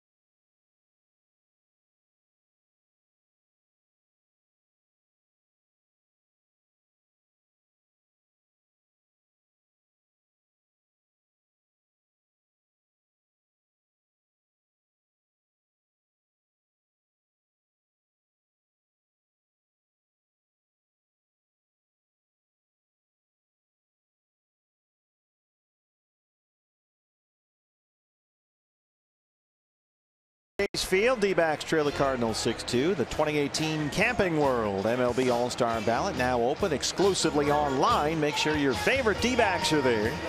dbacks.com/vote. And catch all the action of the 89th MLB All-Star Game presented by MasterCard July 17th live on Fox. Let's make sure that Goldie's not the only one there. And a lot of good candidates on a first place ball club here that right now trails at 6-2. They'll put the shift on against Matt Carpenter, who leads off the 7th against Andrew Chafin. Chafin got the final 3 outs of the 6th after the back-to-back homers by Molina and Jerko. Carpenter 1 for 3, doubled and scored in the first. Joey Crable has started warming up in the D-back bullpen, just up from Reno today. Right now the Aces have Randall Delgado on the mound and Steven Souza Jr. playing the outfield.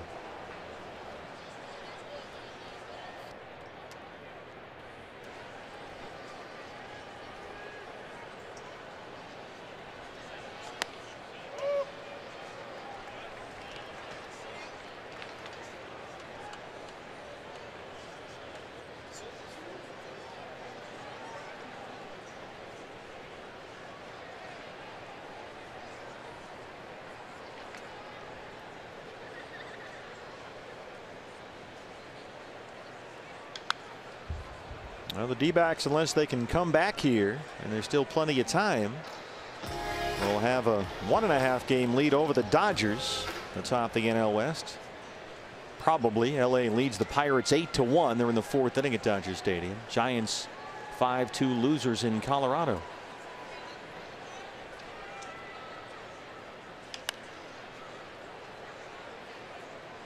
So if nothing else changed, it would be a 1.5 over LA, 2.5 over San Francisco, and 5 over the Rockies.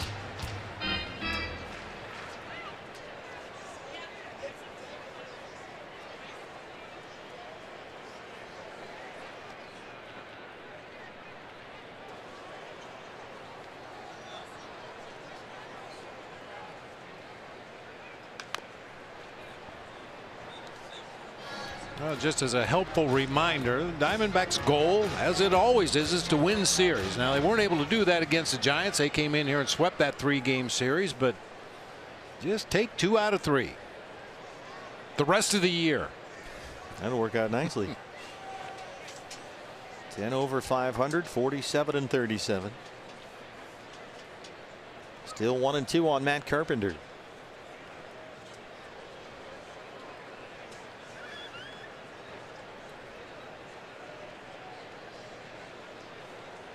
Tommy Pham on deck.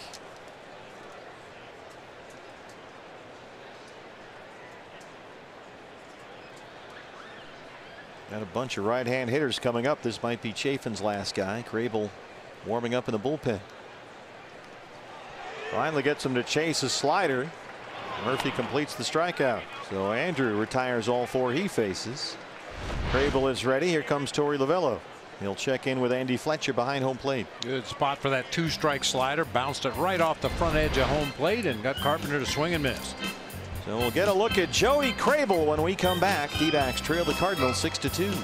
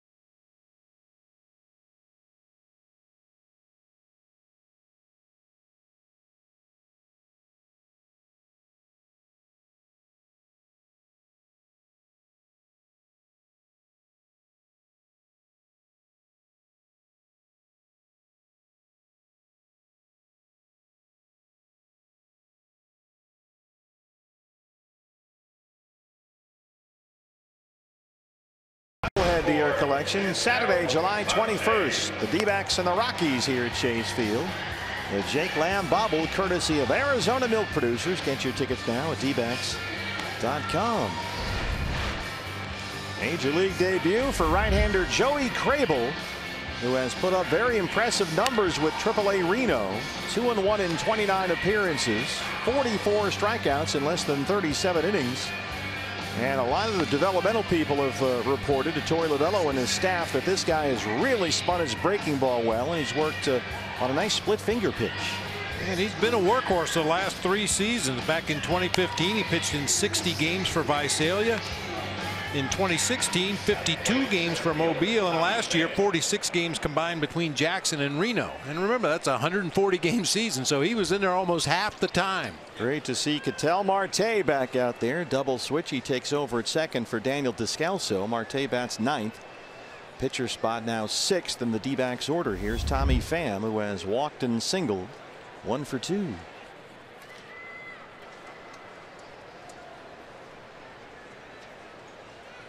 Crable is a guy who has put up extremely impressive strikeout numbers all along his minor league road. They switched baseballs to give him that souvenir after a first pitch strike. Joey Crable is now the 19,314th player in Major League Baseball history. He's in the almanac. Here's that slider. Joey is from Seminole, Florida. A 12th round pick out of high school there by the Angels back in 2011. D-backs picked him up in a midseason trade in 2014. Another slider in. That was a part of a deal that sent Joe Thatcher and Tony Campana to the Angels. And now here's Crable in his major league debut.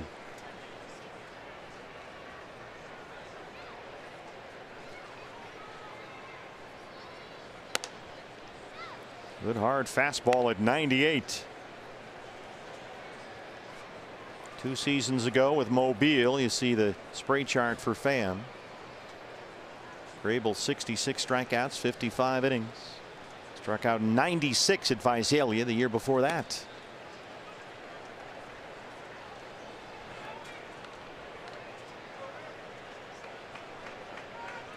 Full count on his first big league hitter, Tommy Pham, 3-2.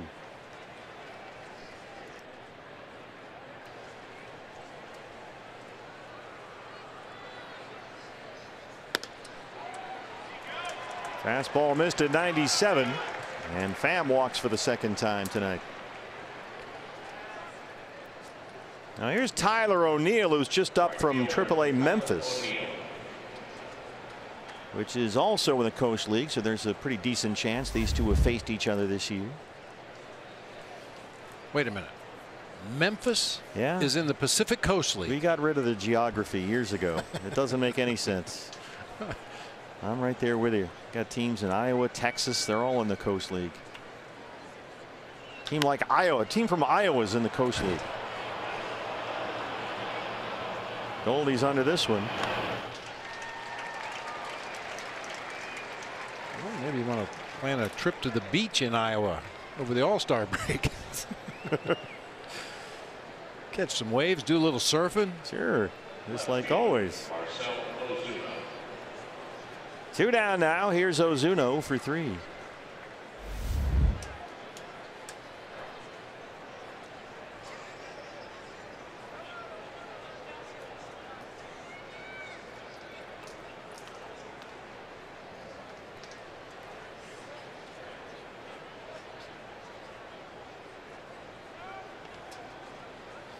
Well, as much as I don't like it, it seems odd to see Marcell Ozuna without that neon yellow sleeve on his right arm. Kind of grown accustomed to it myself. Nashville is in the Pacific Coast League. Omaha is in the Pacific Coast League. Round Rock, Texas. Memphis, Iowa. New Orleans is in the Pacific Coast League. Oklahoma City. In the words of Vince Lombardi, what the heck is going on out there?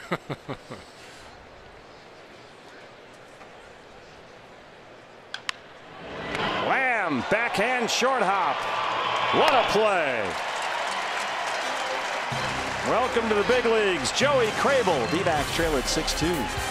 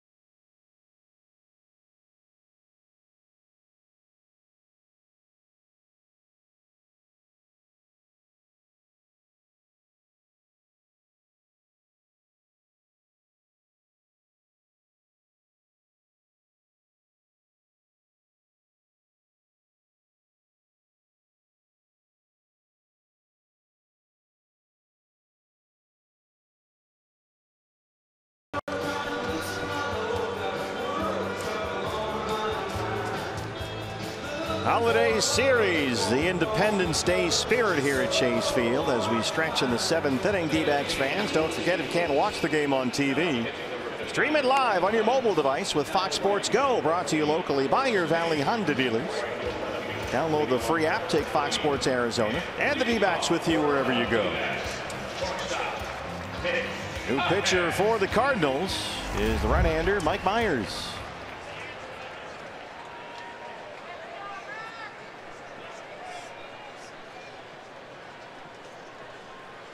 Tyler O'Neill moves over to left field now, replacing Marcell Ozuna. Harrison Bader now in right.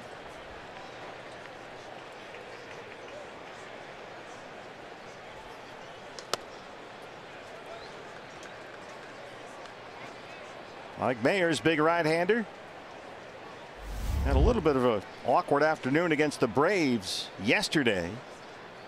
Mayers gave up 2 runs, 2 hits, 2 wild pitches, all in 2/3 of an inning.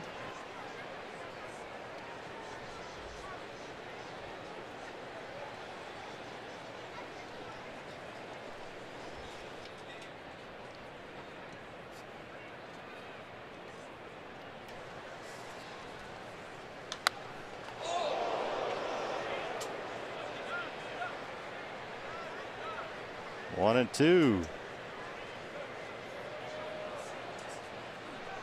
That was a shot into the Cardinal dugout off the bat of Ahmed. Everybody hopefully okay, and the camera well.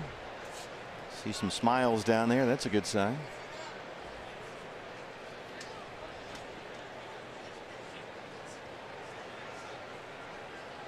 Myers got a hard fastball. He can throw it 98 or north of 98.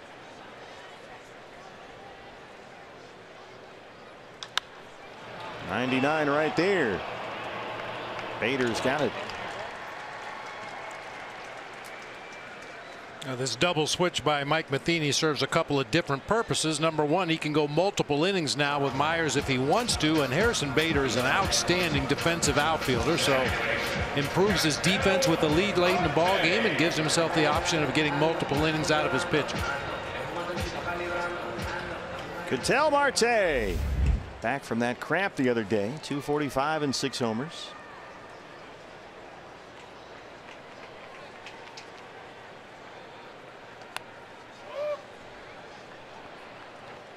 Ketel left the game Saturday against the Giants with that right hamstring cramp. He singled twice in that ball game, so he's hit safely in 4 straight.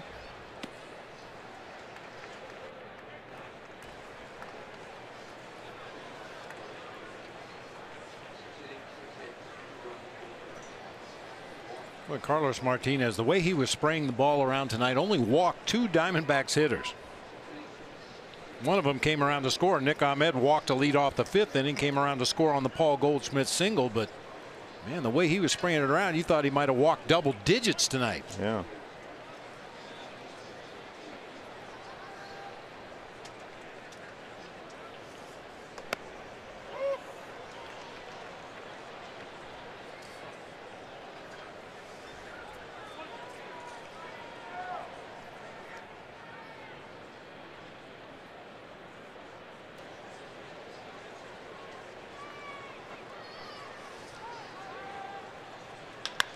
Up the middle and into center, a base hit for Ketel Marte.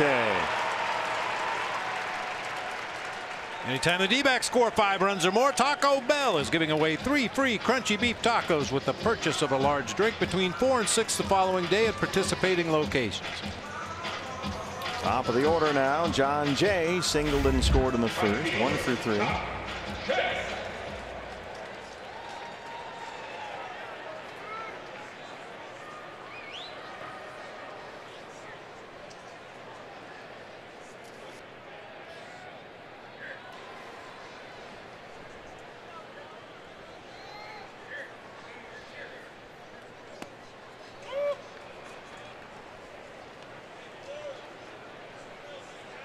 Dodgers now have a 10-1 lead over the Pirates. They're in the bottom of the 5th inning in LA.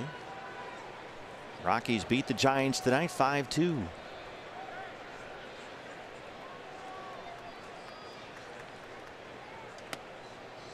Fastball in, 1-1.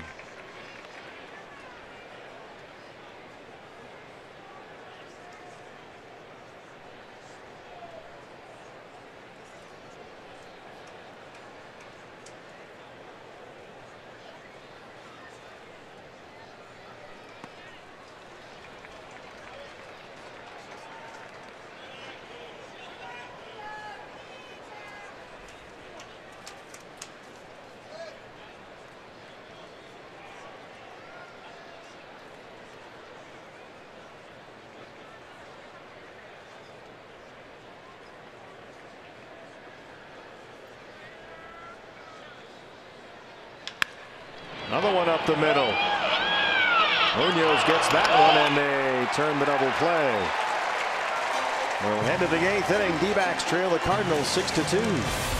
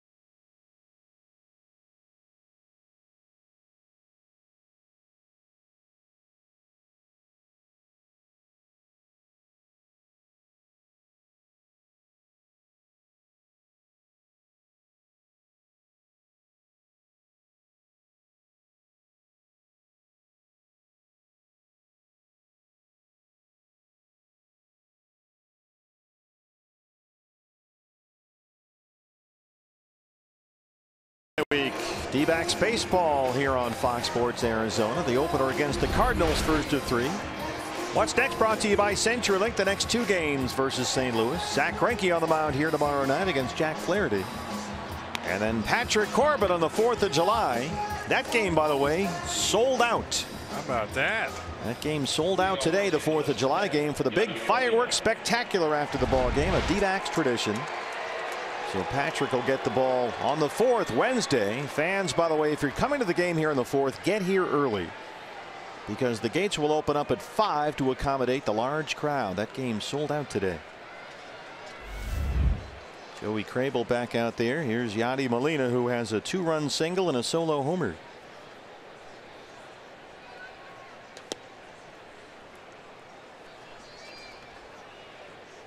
Joey Crable, 25-year-old right-hander. He averaged just over a dozen strikeouts for every 9 innings pitched in the D-backs minor league system last year. And it was mostly with Double-A Jackson. And he's right about at that same rate again this year at Triple-A Reno.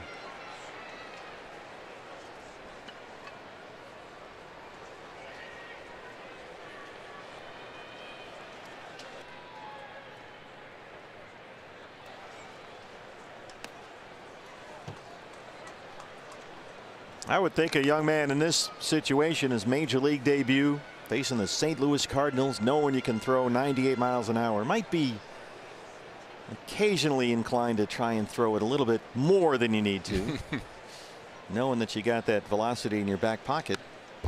And he comes at you from kind of a funny angle, doesn't he? It kind of opens up a little bit. His stride toward home plate goes a little bit to the first base side, which usually you don't encourage, but when you can still rush it up there at 97, 98, keep doing what you're doing. Yeah, it's working.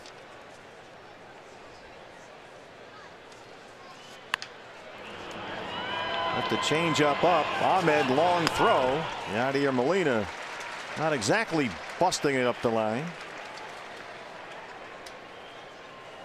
Yadi, very much like Albert Pujols in his final days with the St. Louis Cardinals, kind of picks his spots. If he hits a routine ground ball right at a defender, he'll just jog down to first base. If he hits one up the middle or into a hole, he'll bust it down there and try to get an infield hit. Jerko has an RBI single and a home run.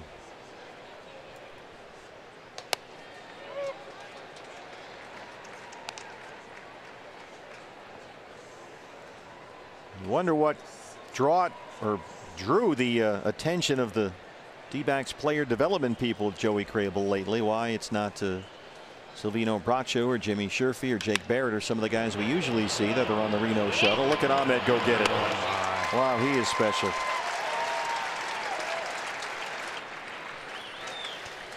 Joey Crable In his previous 19 appearances at Reno, had an ERA of .7, including a 13-game scoreless streak. So he has really been good for Reno lately. Yeah, you know, I'm big on body language, and I like to look at a player's face as he's either taking it to bat or executing a pitch, and he just seems to have a calmness about him out there. Jairo Munoz, RBI double in the first. St. Louis scored 4 in the first against Robbie Ray. Robbie settled down nicely tonight, retired 12 of 13 at one point, including 10 in a row, but then Molina and Jerko led off the 6th with back-to-back homers, and that was it.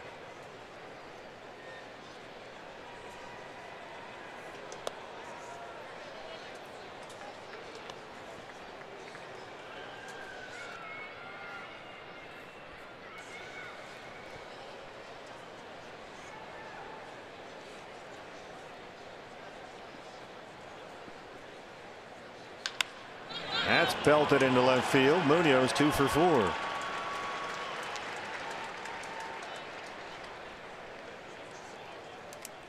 Brings up Colton Wong, the second baseman.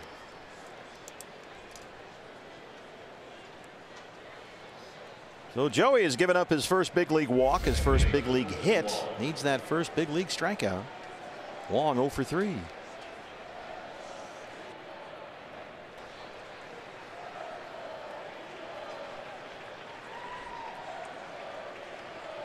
Ahmed, the shortstop, right behind the bag at second.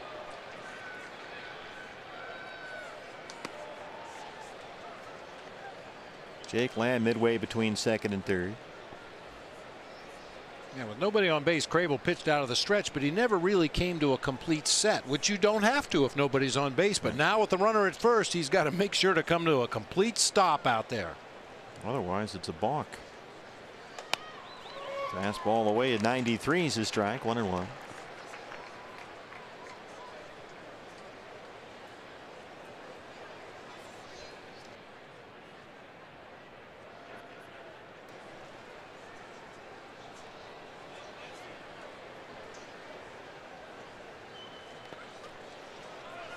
Bounced a slider in the dirt.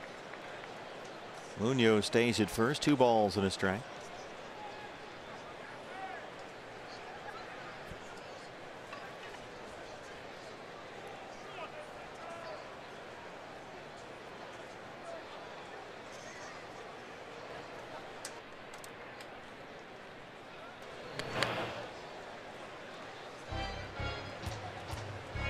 Well, obviously, for a guy making his major league debut, it has to be a little unnerving, but he does not showing any of it. I'll tell you who's unnerved a little bit is John Ryan Murphy. Got a guy he's never caught before out there on the mound throwing upwards to triple digits. Along the line, David Peralta is there.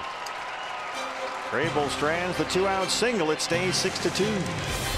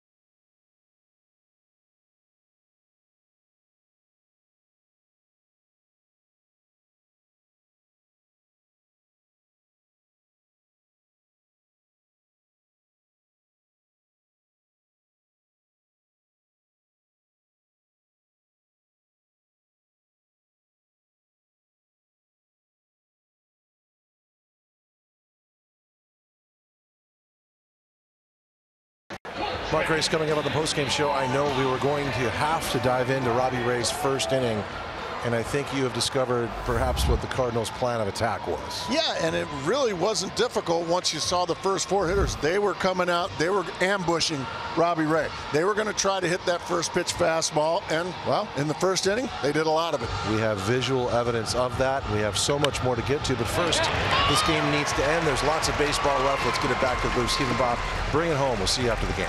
All right, how about that for Goldie? 4 for 4 against the new Cardinal pitcher, Greg Holland, who was the closer in Colorado last year. He was out there for a long time in the free agent market. But here he is. It's been a bit of a struggle. An ERA over 6.5 in 24 appearances. A lot of speculation that the Cardinals at the trade deadline are going to look for some bullpen help. I think there's a lot of teams in Major League Baseball that are going to be looking for bullpen help at the deadline. And the Cardinals had real closer questions, and everybody said, well, why don't they just sign Greg Holland? He's a closer, and they eventually did, and it really hasn't worked out. Yeah, we talked about Grable kind of opening up, stepping toward the first base side when he delivers that ball to home plate. Holland does it to an extreme. He really flies open before letting that ball go toward home plate.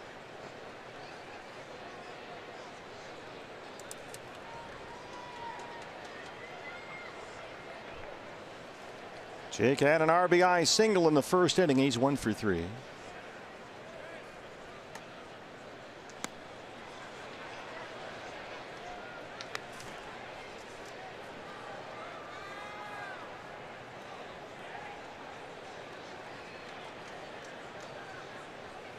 Holland missed about a month with a right hip impingement. Just came off the DL June 18th.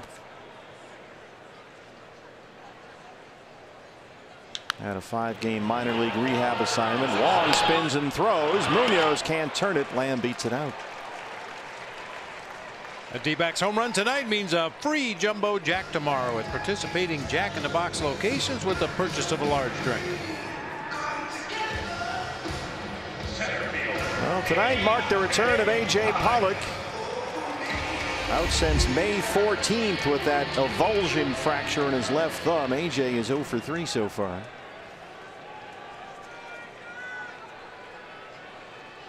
I believe I heard a member of your staff saying that Steven Souza Jr. was having a big game for Reno tonight, playing in the outfield, not just DHing.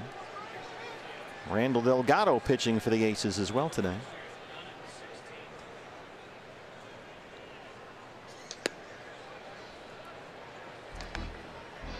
I think Randall, if I'm not mistaken, pitched himself into and out of a jam in his inning of work tonight. Did give up a run, but some shoddy defense behind him early in the inning put him in a tough situation.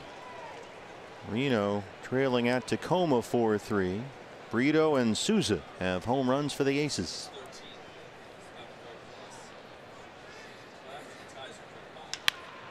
Bouncing ball to shortstop. Munoz, Wong. They can't scoop it at first. Carpenter lets it get behind him off the glove, and A.J. gets second base.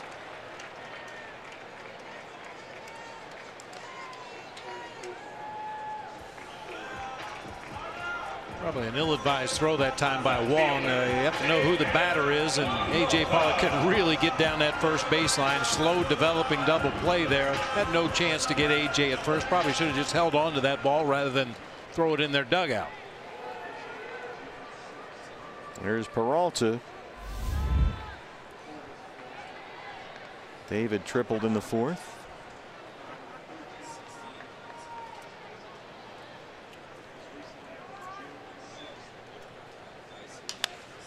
Ground ball to first, under the glove of Carpenter. Here comes AJ. Here's the throw. It's offline, and it's 6-3.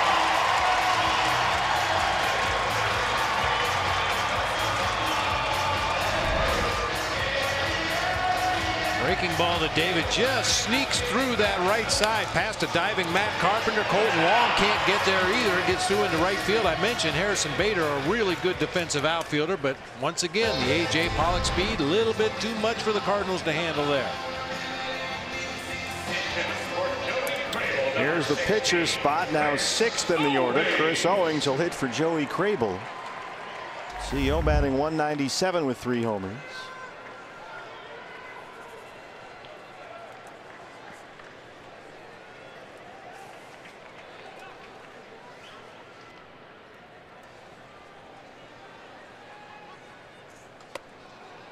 Fastball's upstairs. Owings has hits in 5 of his last 7 games.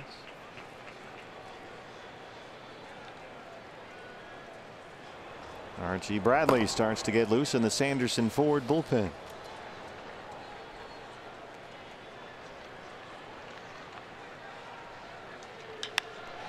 Fly ball, backs up O'Neill in left. He's got room shy of the wall. D-backs get 1 back. We head to the 9th. It's 6-3 St. Louis.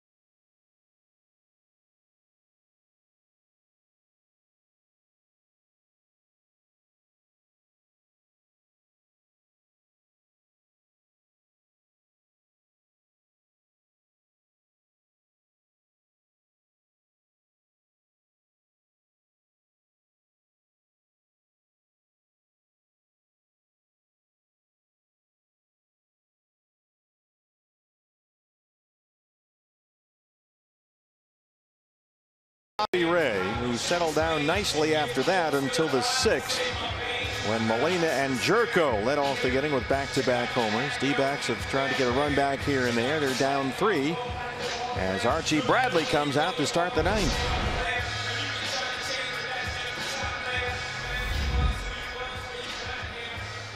See the numbers for Archie this season. He had a string of 8 consecutive appearances without striking out a batter, but in his last 2 he's punched out 5 in 2 innings. Jose Martinez, the pinch hitter. A lot of power here. Will lead it off for the Cardinals. He leads St. Louis with 52 RBIs, 299 and 13 home runs.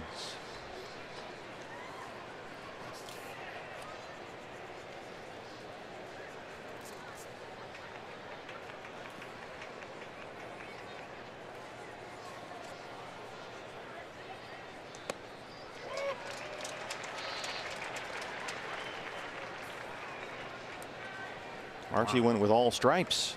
And all white shoes, red laces. Man, what a look. Got the red glove going too. I mean, I get the red, white, and blue, you know, for the 4th of July, but the red sleeves would really look good with the rest of that get up.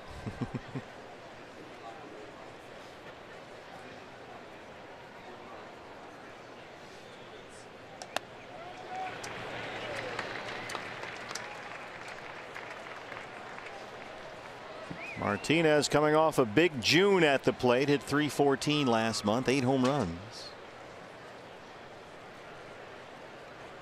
He's got big time power.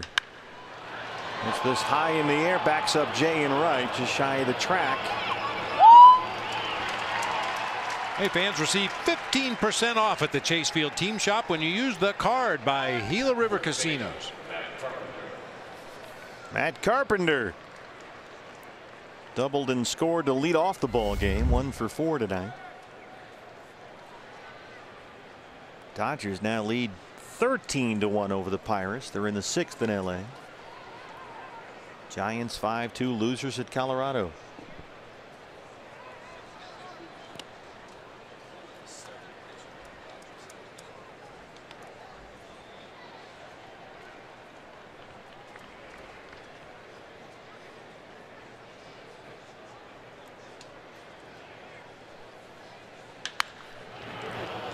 Right into the shift, Ketel Marte.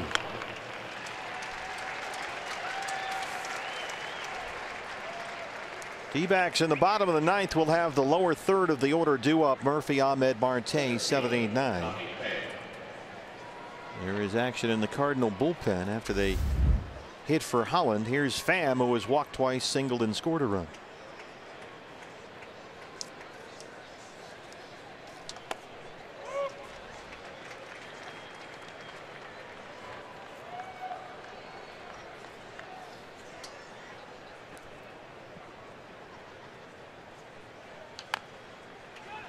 That stays fair for Murphy. Archie Bradley, 3 outs on 8 pitches. Bottom 9 coming up.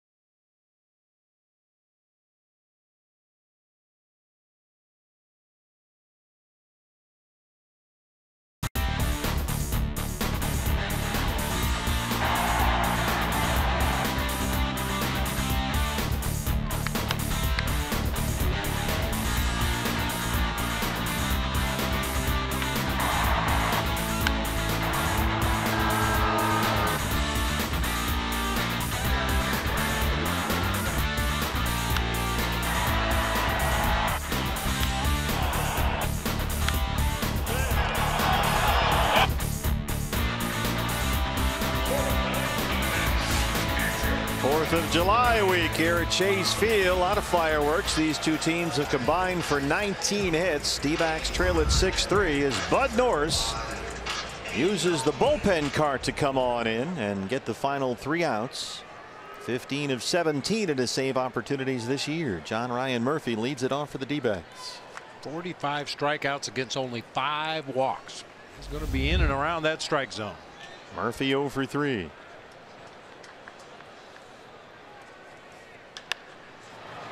Skies it to right for Bader. Well, Mike Matheny said he was curious to see if any of his guys would use the D-backs bullpen cart. And Norris took full advantage.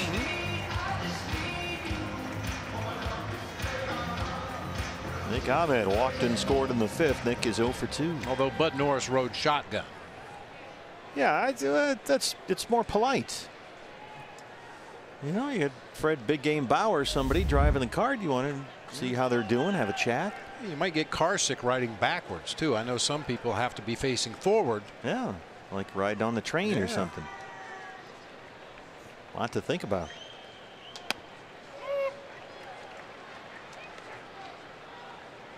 I think it was Sean Doolittle of the Nationals that used it 3 times in 3 games, and he said it kept him calm when he went out there because he didn't have to sprint in from the bullpen. Helps kind of slow things down for him. He wasn't out of breath when he got to the mound. So there may be a strategic advantage.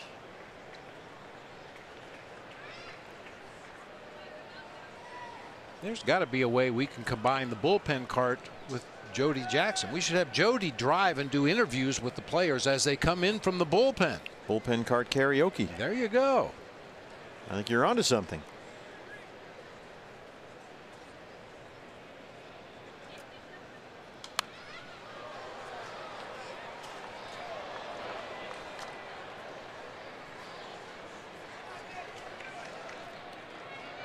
Got to find a way to get a couple bugs on the rug there and have somebody launch one.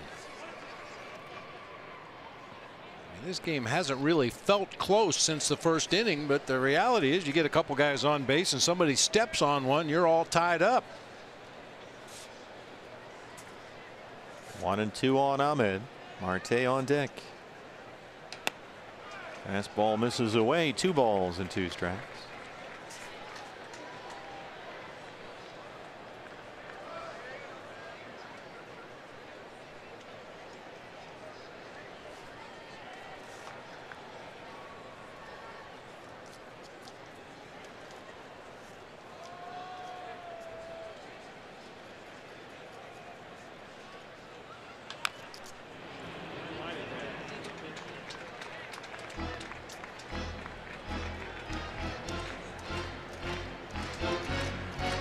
Well, D-backs staring down the barrel of a 4th consecutive loss. Cardinals trying to snap a 4-game losing streak of their own here.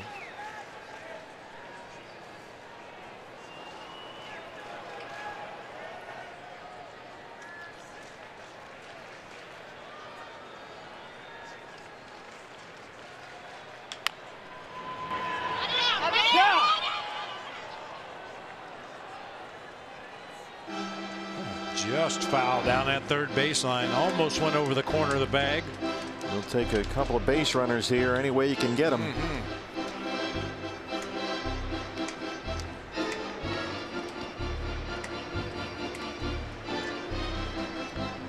Nick's got a 5-game hit streak on the line right here.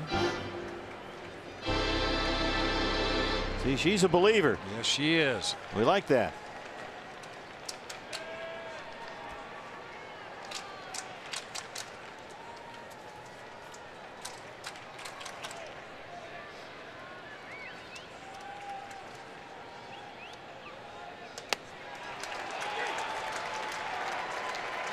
Chaz Roberts, air conditioning and plumbing, cool plays of the game. Goldie, a career high 4 hits, 13th time in his career, and the 2nd time this season he's had 4 hits in a game.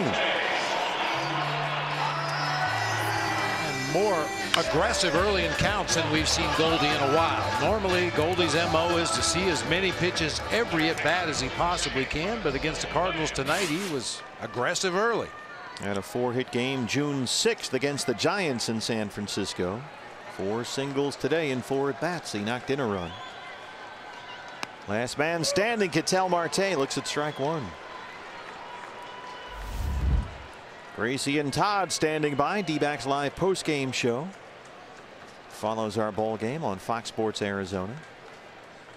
Zach Greinke and Jack Flaherty here tomorrow night, game 2 of this 3-game set.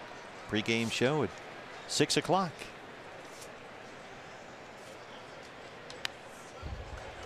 Oh, 0-2.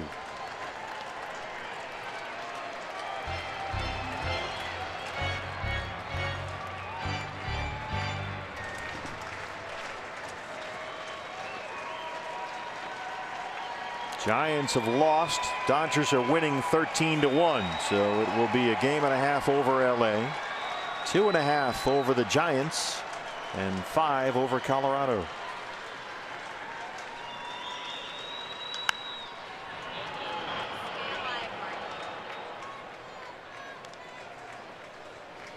Norris with a very unusual setup out there. Looks like he's going into the stretch position. He comes to a complete stop and then he goes into a modified windup, which once again you can do with nobody on base.